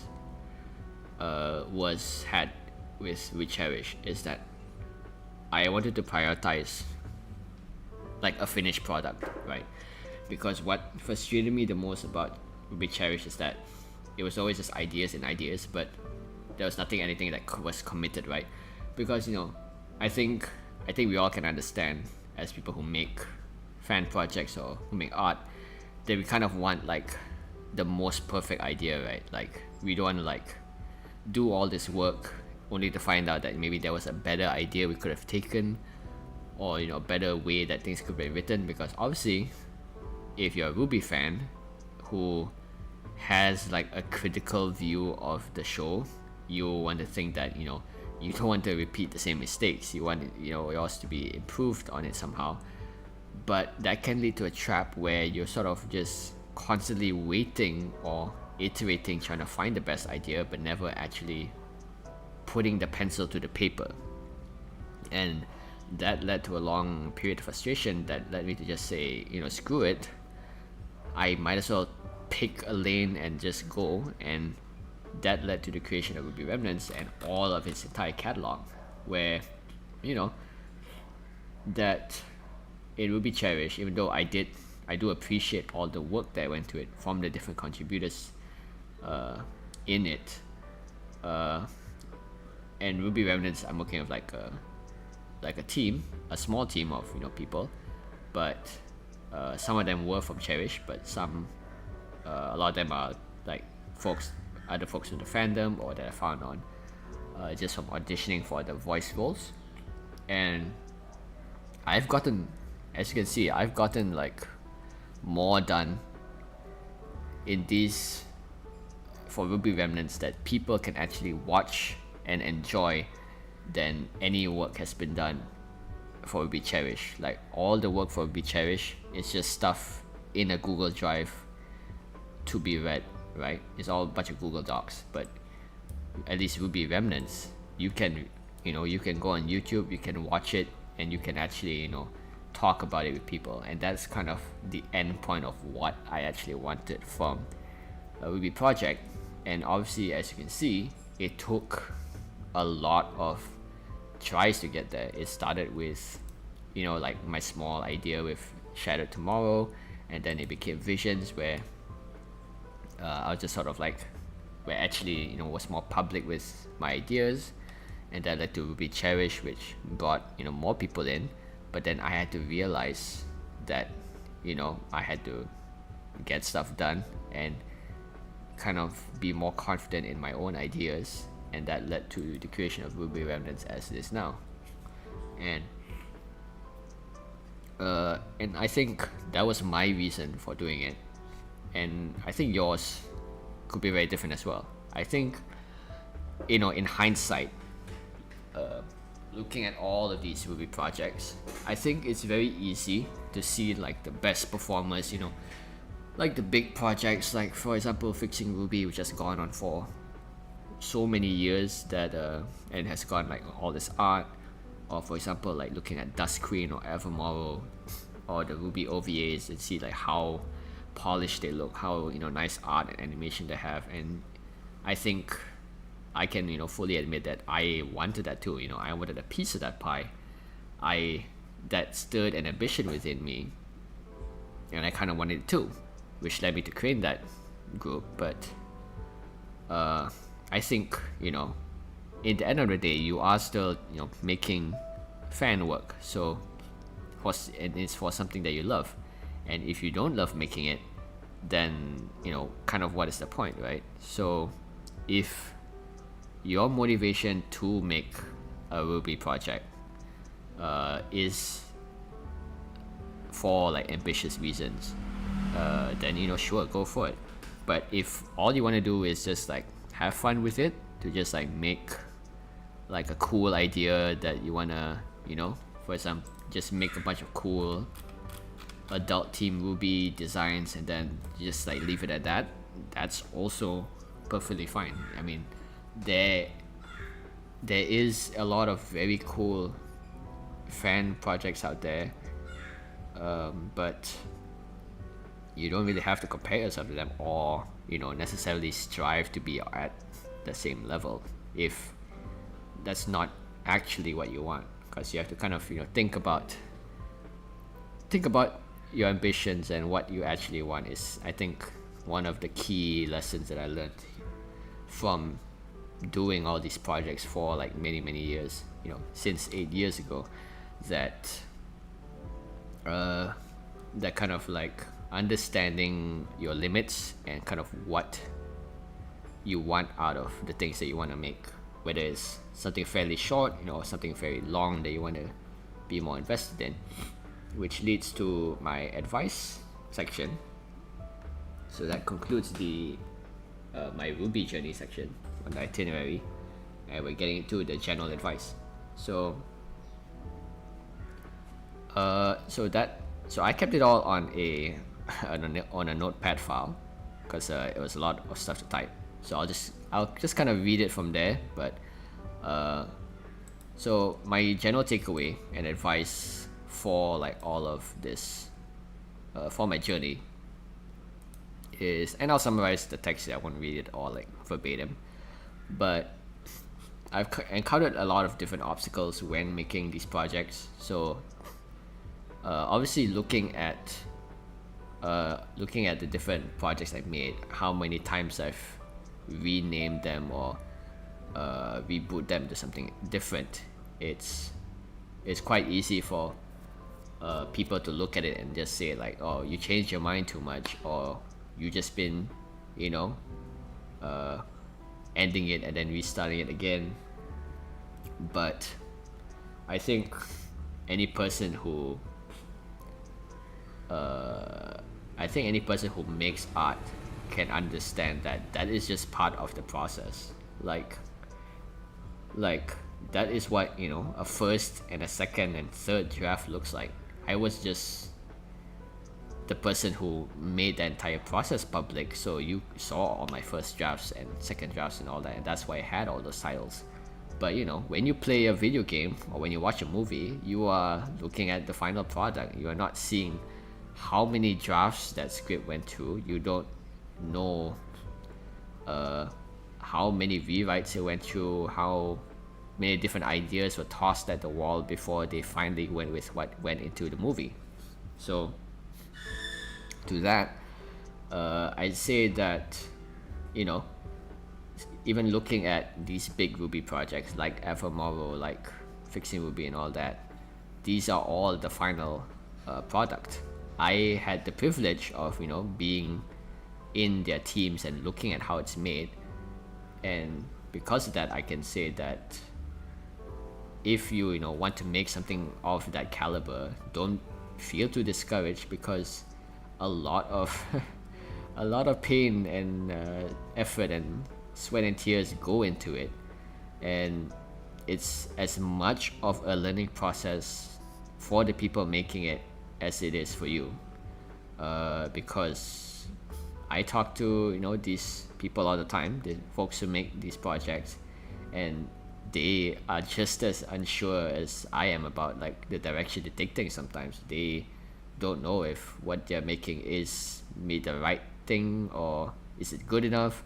But you know, in the end, they still had to make it, and they put it out there, and I think it's like the coolest stuff ever. So I don't know what they're worrying about, but then again, I think the same way, and they probably think my stuff is cool too. So in the end, you know, you just have to have that understanding that that be aware that even a nice looking thing, the coolest thing that you know of, had to do a lot of imperfect things to get there, and you know, and that makes it seem a lot more possible to do that way. So it's just not, you know, it doesn't come out of thin air. So that's one thing. But another thing is also not having too high standards. So one thing that I think I'm starting to learn with RWBY Remnants is not to pursue perfection too much, because like I said, you can spend forever on an idea and then never get it done, just trying to find the perfect version of it, but that's not really practical. In the end, something has to be put, you have to put the pencil to the paper. And there's this quote that I think of, which is like, finished, not perfect, right? Where you just have to finish it, and you, even if it's not perfect, but because technically, if you think about it long enough, then probably nothing is ever going to be perfect enough, because our taste, you know, is always changing, and it's always going to be informed by better things. That is just a never-ending cycle, and then you have to finish it and have to make something and put it out there, and in the end, you know, whether you thought it was good enough or not, I guess that's just for other people to judge, right? So you do have your own set of personal standards, you know, like your quality of how good you want it to look, but don't have too high, because we fans are quite easy to please, if a RWBY fan, they see your thing, they're probably gonna think it's pretty cool regardless. Like, and do put your best foot forward. But I think the average RWBY fan, the average person watching it, they're going to enjoy it regardless. So of course, if you maintain what you think is the best for whatever project you're working on, doesn't have to be fan projects, it works for originals as well. But sometimes you just gotta say screw it and just go with it. That's what eventually I had to do as well. And another piece of advice I would say is play to your strengths. And this is just generally like kind of knowing what you're capable of and what you're not capable of. So while working on RWBY Remnants, I had to learn a lot of different skills. I had to learn video editing. I had to learn how to manage projects, and I'm an introvert and I cannot deal with people, but I had to learn how to, because I wanted to make my project a reality. And so I had to kind of network in a way with people. I had to talk to them, ask them about what they felt about RWBY. I had to maybe look at different performances, and I learned a lot of different skills just doing that. But to make your project real, you have to know what you're capable of. So I knew, I'm not an animator, so I can't make something like Dusk Queen or Evermore with full 3D animation, because I'm a 2D artist, right? As you can see, this is all 2D art. And I had to be aware of that, right? So I can't just say, oh, I want to make, it's like that upstart game developer, indie game person that says, oh, I want to make the next World of Warcraft, or I want to make the next who knows what gigantic game, and not knowing just what is needed of them to even accomplish that. I mean, it's good to have big dreams, but you gotta come down to earth sooner or later and know what exactly you can do. So I knew I could draw, I could learn how to animate, but I would rather spend that time I could learn animating to instead just draw more stuff. So that's what I decided to do, and that's the kind of strength I decided to play into. I went more into the art, whereas all these other projects, maybe like Kaleido Arms team, they're more they lean more to animation, so they're playing to their strengths, which is more towards animation and all that stuff. So that's kind of knowing what is if you want to call it your RPG skills, right? You put more levels into your sneak, so you gotta sneak more often. You can't just pick up a sword that you're at level 1 with, that kind of stuff. So that's one thing. And to work within your means, you're making a fan project which is for free, for fun, for people to read for free, because if you make money from it, you're gonna get axed. So don't feel the need to put your work to any other standard besides your own. So, because I was very ambitious with my projects, and it took very ambitious to the point where I kind of expected too much out of the people I'm working with, because they are just volunteers, and I kind of wanted the world from them in a sense, because I was willing to put in the work. But of course these folks, they are also equally passionate fans, obviously. But since I'm the one calling the shots, I have to be aware of how much can I actually ask from them, and to sort of keep those expectations within a realistic amount. What can they actually accomplish? Just a bunch of basically volunteers, what can we accomplish together, and sort of just lean into that. And that's sort of the magic of it as well, because as you can see with all these early projects, with RWBY Volume 1, it happened because they were working within their means, within what they were capable of. If RWBY Volume 1 tried to do what it to like have the same level of animation or polish as it did in volume 9, then maybe RWBY would have never come out and we would have never even heard of it. But because they just used what they had at the time, which is all those models and the kind of janky animation, yeah, it's janky, but it's there, and they could improve after that. And because, you know, they had to learn to buckle down and just make it a thing, and they knew, you know, it wasn't the best tools or the best circumstances to make it in, but they had to make it anyway, and that's why even then we're all still enjoying it. And I think as the fourth point, or the next point rather, advice that I have is to enrich your community.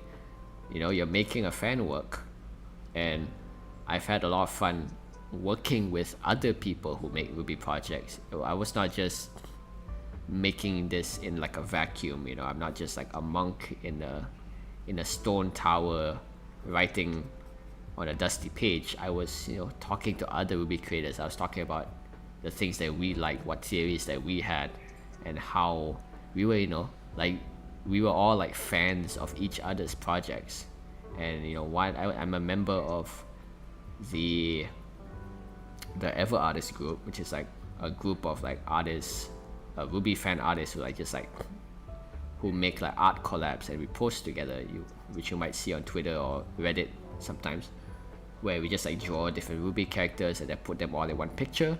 And that just started as like a fun idea. It was started by Modern Joker and Keith Montalvo, two RWBY fan artists who just wanted to make like a Christmas event. They just wanted like a Christmas collab where we put like a few characters, say, you know, Happy Holidays, Merry Christmas to the fandom. But because, you know, we started talking to each other, because we added more people, we got more artists to join in, it grew into like its own little community that we enjoy talking to each other and became friends. And not just, you know, it started we just wanted to make art, but it ended up, you know, making like friends and building a community together. And I think, you know, as someone who engages in fandom, making fan projects, you know, I think you should try to like enrich or benefit the fandom you're in, right? Like to give something for people to enjoy, to add to the conversation, and I would highly recommend having these small communities, because as we all know, the RWBY fandom can be a very toxic place. So it's very wise to just like have your own group of friends that you talk to RWBY with, away from the toxicity, away from all the weird stuff, and just have a group that, you know, you all vibe with each other and you all can agree on RWBY stuff together. I guarantee you, you'll enjoy RWBY a lot more when you're surrounding yourself with the correct people and not with all that, right? And I think as my last point is to value your vision. So what I mean by that is, you know, when making RWBY Remnants and all that, I still see like a lot of theories or people making comments about, you know, what the story might be like, or speculate about the characters. And you know, and years ago when I first started making Remnants 3 years ago, I asked myself, you know, should I really be making this? Because what if someone comes up later and makes the same thing, right? Then I would have wasted all my effort. What if someone comes up with the same idea and makes their own project and basically puts all the work I put into waste, and like if they come out first, then it's gonna seem like they had the idea first, and then I'm just gonna be a copycat. And that idea worried me.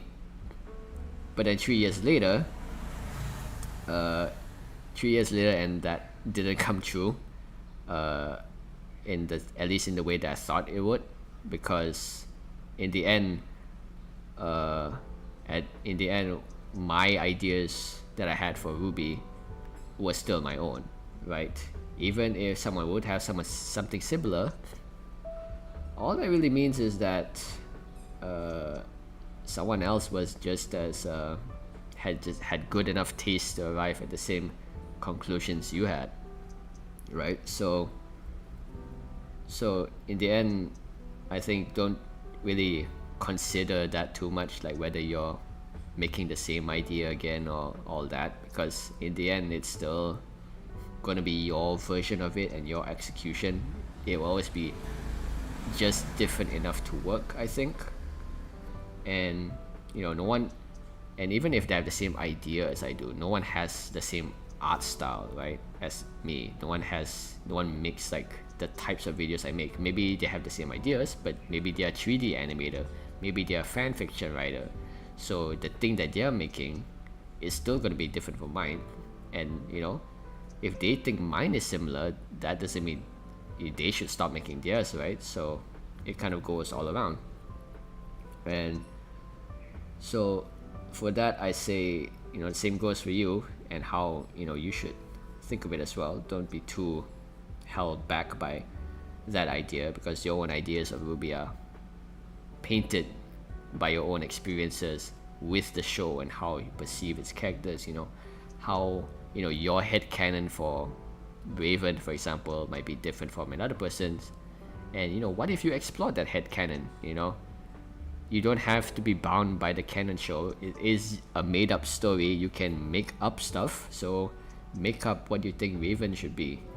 Should she be like as villainous as the show, or more villainous, or maybe secretly a hero? That's all up to you, and up to what you find cool and what you find emotionally attached to or resonate with. And don't, and be certain in the value of your ideas, because there will be times, very often for me especially, that I can change my ideas a lot. I can be very easily influenced by other people. That's kind of how RWBY Cherish ended up. And of course, feedback is important for knowing what needs to be fixed and all that. But you have to filter it through your own lens first. Meaning, like, when I do this when I watch RWBY as well, where after I watch a volume of RWBY, I don't talk to anyone about it. I don't read anything about it for like at least a day or a few hours, just so that I can digest it and have my own conclusions about what I watched, right? Because if you watch something and you actually liked it, but then you like go on Twitter or Reddit and you see that, oh, it sucks and all that, then you're going to have this internal conflict planted in you, and then you don't know what to feel anymore, and then you might end up just disliking it because someone told you to, but actually you don't actually believe that. I mean, it might be partially true that you had some problems with it, but if you hadn't read that comment or whatever, you would not have such a big response as you would have. Maybe you would have just thought, oh yeah, that's kind of flawed, but I don't really care, I still like it. But because you saw like some clickbait YouTuber talk about it, or some angry Twitter post about it, you were like, you get angry too, and then you're not thinking properly, right? So make sure to let your thoughts digest first about anything you watch or make, so that it doesn't get mixed in too early with other things, right? It's like cement, you don't want anyone stepping on that cement yet. You want to make sure it's all set and hardened first, so that when people walk on it, you still know what's solid ground for you. So this happened in like RWBY Cherish's production, where I was discussing writing ideas with someone, and we were talking about like possible villain ideas, antagonist ideas, and there was an idea that this person was very passionate about for an antagonist, and I thought it was a cool idea, but I felt it didn't really fit what I wanted to do. Like, I felt like that character didn't really match what I wanted, but I said, okay, we'll sit on it and see. But in the end, I did have to reject it, because I just couldn't sit right the fact that that's not how I would do it in my story. even though the other person found it cool. So, and this happens a lot when deciding ships as well, like deciding, what relationship do I want to explore in Remnants and all that. And obviously there's a lot of cases for a lot of different combinations of pairings in RWBY, and I like them all for different reasons. But in the end, and of course there's a lot of people in, like, let's say people I work with, people I know, people I talk RWBY with, who are very passionate about certain ships, but I have to make sure that I know what I want first, right? So that is the conclusion of the entire mental journey I've had with all my RWBY projects, and also kind of drawing a curtain on all the RWBY fan projects I talked about, like the kind of mindsets that these folks had when making them, and how you can sort of understand these processes and how you can take them into consideration when making your own stuff. And that's about it for that, and we'll open it for Q&A if there is any. I'll leave it up for a few minutes if there's any one of you still who want to ask questions, and then we'll end it there for this panel.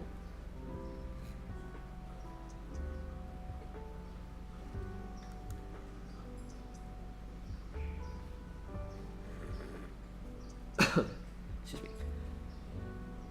Okay.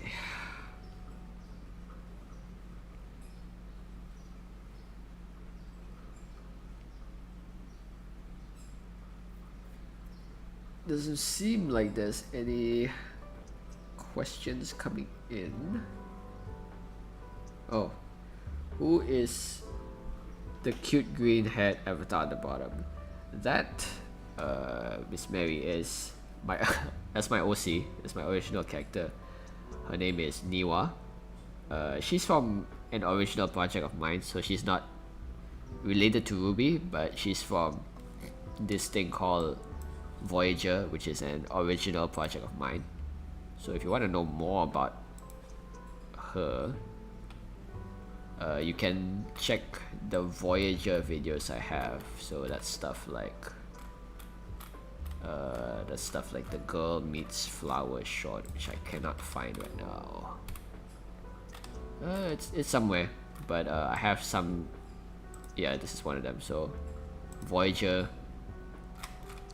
is what the story that she belongs to.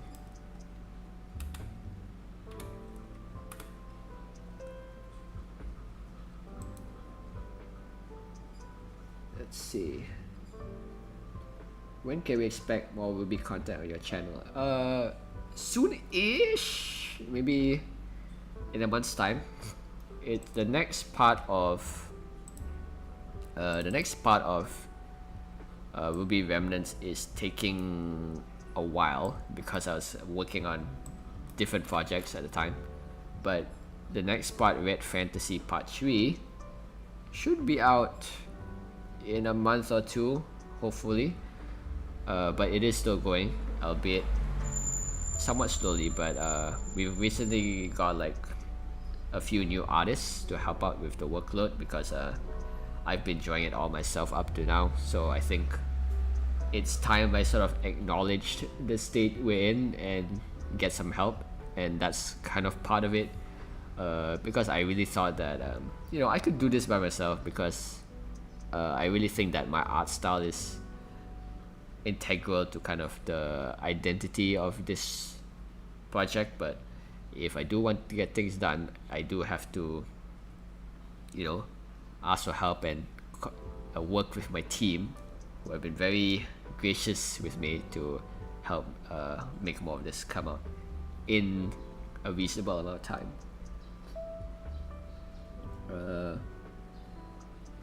Let's see, what's your favorite RWBY fan work?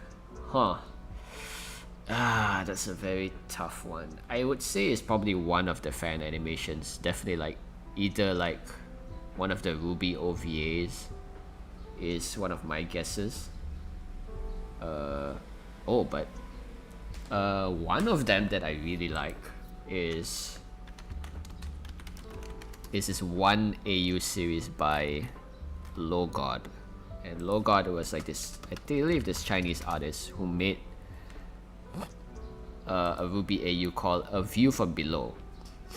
And A View from Below, this artist hasn't posted in like forever, so it's essentially like a stillborn orphaned work, but I really like love the art in it. It was like a very kind of gritty future Team RWBY kind of thing, and it had like really super cool art and all that, and I had no idea what the story is about. It's all in Mandarin or something like Mandarin, I think, but I just can't stop thinking about the art, you know. I always remember this one, and yeah, take a look at it if you want, but I have no idea what it's even about, but it looks super cool, and I always like keep thinking about it. It's called RWBY A View from Below from Logod, Logod. That's the artist, but that's one of my favorites. And any people on the RWBY Remnants team are working on other RWBY projects of their own. They are. There's actually quite a lot of, I mean, as you can expect, the RWBY fan project, video project community is a very small one. So we have a lot of people who kind of work on multiple ones at once. So, for example, for fixing RWBY and for Evermorrow, a number of the voice actors there, namely Pira on RWBY Evermorrow, and on Fixing RWBY, she did do like a very short narration. They were voiced by Kenkoi, and it was because Kenkoi is a voice actor on the team for RWBY Remnants, and this is kind of, you know, it just kind of happened naturally. They were like asking, oh, is there anyone that you know that can voice Pira? And then I'm like looking through the list and like, oh, how about this person that I'm working with? And so that kind of just happens that way. And of course, like I said, I've been like looking at how Fixing RWBY and Evermorrow kind of do their work, and we sort of all just kind of talk to each other about this kind of stuff. So there's quite a lot of overlap, like Rose Petal and Caboose, who are with me on RWBY Remnants. Rose Petal is like helps with the casting, and Caboose helps with the editing and music, but they voice characters in RWBY Evermorrow. Rose Petal voices Penny, I believe, and Caboose voices I believe Oscar and Skylark, so that's really interesting. And Caboose also voices Roman Torchwick in RWBY Remnants, but he hasn't appeared yet, but he will appear in the next part of Red Fantasy, which, you know, will come out when it comes out. So look forward to that. And let's see. So, what is it about RWBY that caught your attention and inspired me to do this work? And James Barkers also asked a similar question, how you originally drawn to RWBY. I think something about it just clicked. Something about it activated the neurons in my brain. My 19-year-old self at the time. It was just like kind of everything that I wanted in like a story, right? It had like the cool fights, it had like really nice characters, it had like an anime aesthetic, but also like a very kind of Western script and style of humor that I really enjoyed. It was just like there wasn't really anything like it at the time, and I really, really gravitated to it, and it just kind of dug its claws into me ever since, and I can't escape.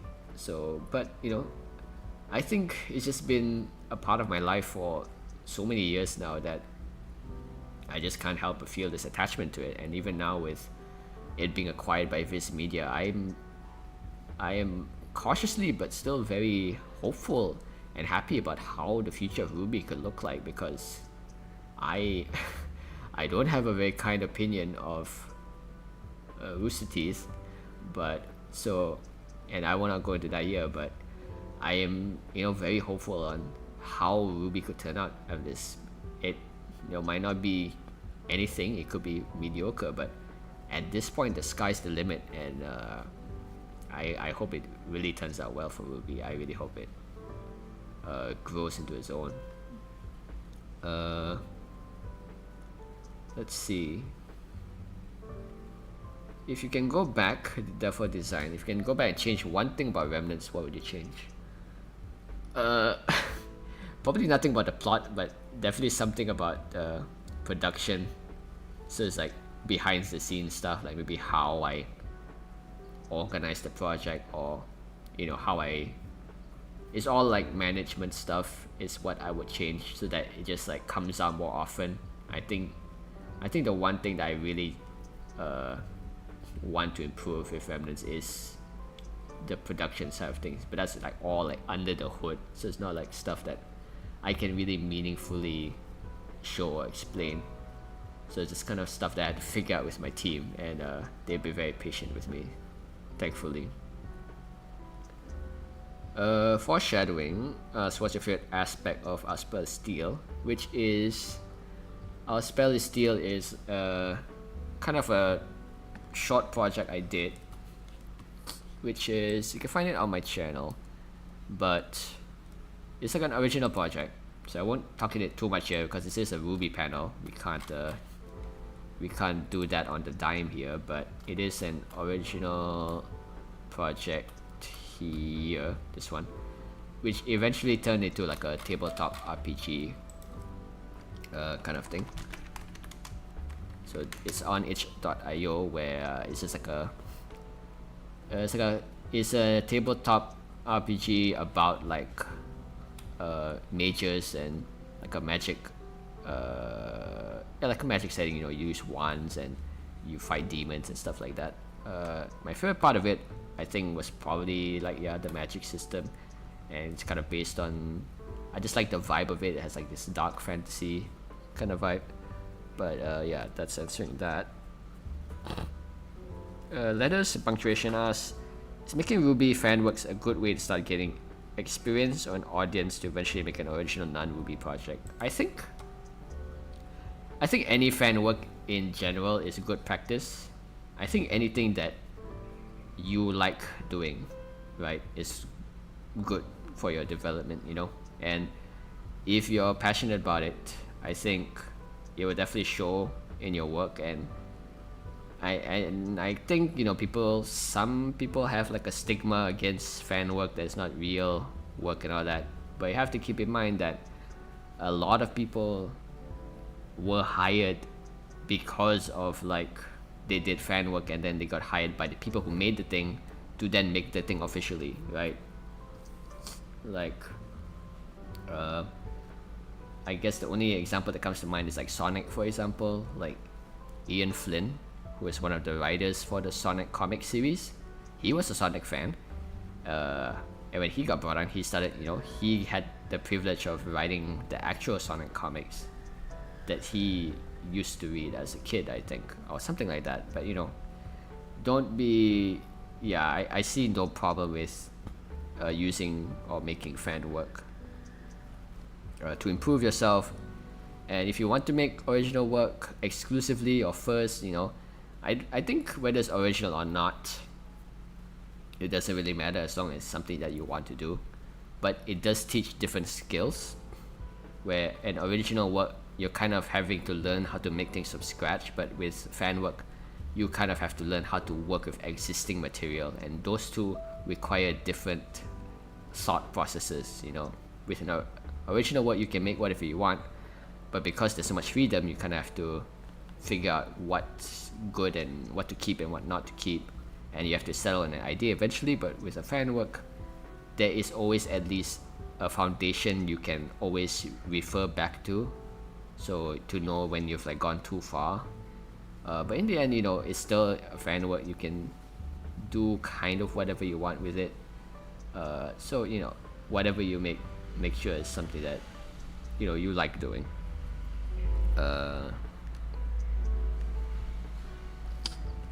If you could create another fan work like Remnants, foreshadowing us, for any other piece of media, what would it be like?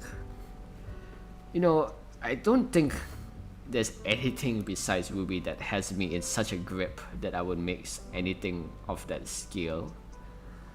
RWBY really is that special sauce.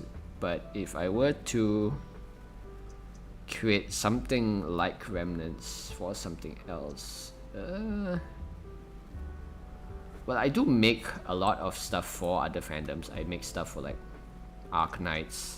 I've made stuff for Genshin Impact, for Hoyoverse stuff. So I do make them, but they're normally just like 1 or 2 videos, but they do exist. So it's more like a one and done kind of deal, or a few times if I really like get interested in it. But on the scale of Remnants, I don't think that's gonna happen, because I just have too many original ideas that are demanding my attention that I have to work on eventually, I think. Coffee, hey Coffee, you're asking, what do you say is a good way to get involved with RWBY Remnants and or fan projects in general? Good question, because I made Remnants on my own. I made the video and that got people to work with me. But if you're someone who wants to work on an existing fan project, normally these projects often have a lot of auditions. Like Fixing RWBY every year has like an audition for new artists to join their art team. Evermorrow is also the last time it was looking for animators and people to help quite often. And of course I was also asking around at the time for extra artists. So I think just follow these creators for these fan projects you like and take a chance if they're looking for help for what they're making.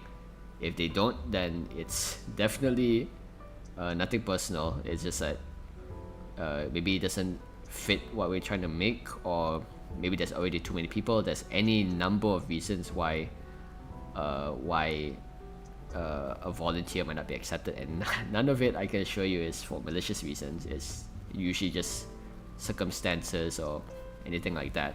So don't be afraid to volunteer for these sort of things. Another way is Casting Call Club, which is like a Casting Call Club. You can Google it. It's like a kind of an audition site where people put on these audition projects and then people can post stuff there. It's largely for voice actors, but there's like artists and writers who go there as well, and that's very useful for finding many different types of different fan projects or even original projects that interest you. But in, let's say, for RWBY fan projects, interesting, because I think in general at some point you just have to like maybe just get to know more RWBY fans, because I was making Remnants kind of just alone with like my team. It was only like until after I started talking more with like the other project makers like Celtic Phoenix and Kaleido Arms with Evermorrow. It's only after I started talking to them more that we started communicating, and then we like got comfortable with asking for help, like, hey, do you know anyone that could do this and all that. So by default we were like trying to like sequester ourselves into our own little islands, but we reached out, and it's true that we started all like working together and all that. So I think just kind of talking to RWBY fans that you relate to, that you agree with, that you vibe with, and I think eventually through your passion for the work, something will come up eventually. Maybe one of you has an idea for a comic or whatever. It doesn't have to be big, even maybe just like an art trade or like a short music video or like a little cute chibi comic. It can be of any scale, but if it's with like fellow passionate fans, I think something will come up eventually. Okay, so Delpha, I think this will be the last question. Any thoughts on how the Viz Media acquisition could change the culture of RWBY fan creations you have from Rooster Teeth? So we don't know what the copyright will look like going forward. I will assume, excuse me, I will assume that it'll be the same as before, that we kind of have the same freedoms that we had before, because obviously if they put way more limits on fan creations, that'll be a problem for Remnants and Evermore and everyone else. So but they're all like equally possible, so I'm just gonna go with the status quo, that maybe they'll just let us do what we've already been doing. But how I think it might change the culture of RWBY is that it's still very early to say, unfortunately, until Viz announces what their next RWBY project will be. But I am optimistic that it will kind of revitalize the fandom. It's always been around, for sure, but I think people are a lot more hopeful. Obviously, I still see a shit ton of negative comments, doom and gloom posting over like, oh, is this gonna keep sucking? And I really don't wanna get involved with that. I can understand having like a skeptical view and not like buying into it yet, but I think it's good to have some hope while things seem hopeful, and not just be miserable all your life. So I am quite optimistic about the future of RWBY, and by extension the future of the fandom, and I hope that a lot of RWBY merch and material comes out, so that I think this fandom has been through thick and thin, and I think it'll be very nice to like finally have like a decent win for once. And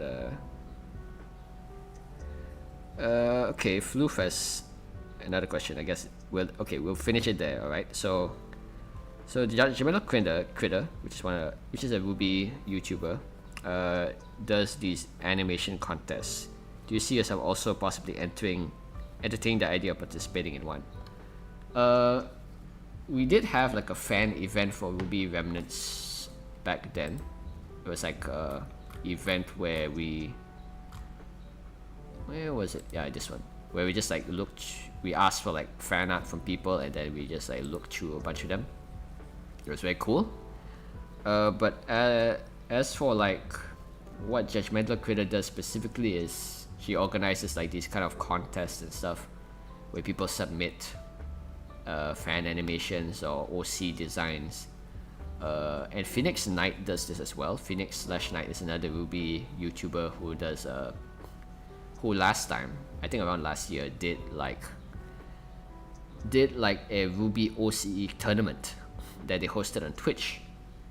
So Rose Petal was in it, I think, where you send like your own RWBY OC, and then there's like a organized tournament with brackets and stuff, and it's very cool.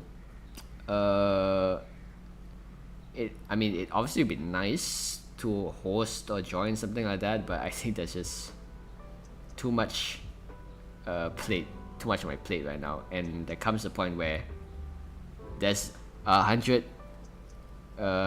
things that you want to do, but you kind of have to just pick something and not like compromise too much. Like, it reminds me of like a quote that I read somewhere, which I kind of agree with, which is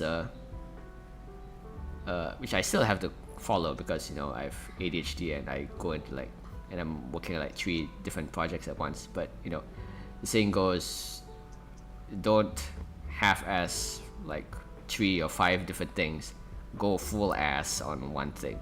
Which is to say that don't spread yourself thin, or like dilute all your efforts and like creative efforts, trying to do a lot of things at once. Try to like go all in as you can manage on as few things as possible, I would say.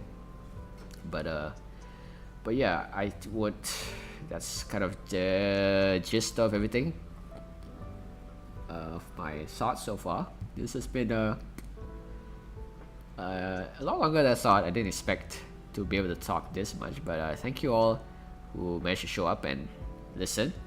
To those in the watching the VOD who also sat through the whole thing. It's been a very interesting season for RWBY. When this summer of RWBY thing started, RTX was like just cancelled, and that's why we the organizers made it. And now, in that time span, RWBY has already been like acquired by Viz. So things are moving. Things are moving for the RWBY fandom, and I quite look forward to what's going to happen next. So, and I hope that, you know, if you all are not like burnt out by the fandom by now, that maybe stick around and see where it goes. Yeah, I think that's it. So thank you all for coming, and have a wonderful summer of RWBY. Do check out the other panelists if you're able. I need to check some of them too. The Fiction RWBY stream will be like in a few days. It's like in one of the upcoming streams, and like a bunch of others as well. So enjoy your summer of RWBY, guys. See you next time.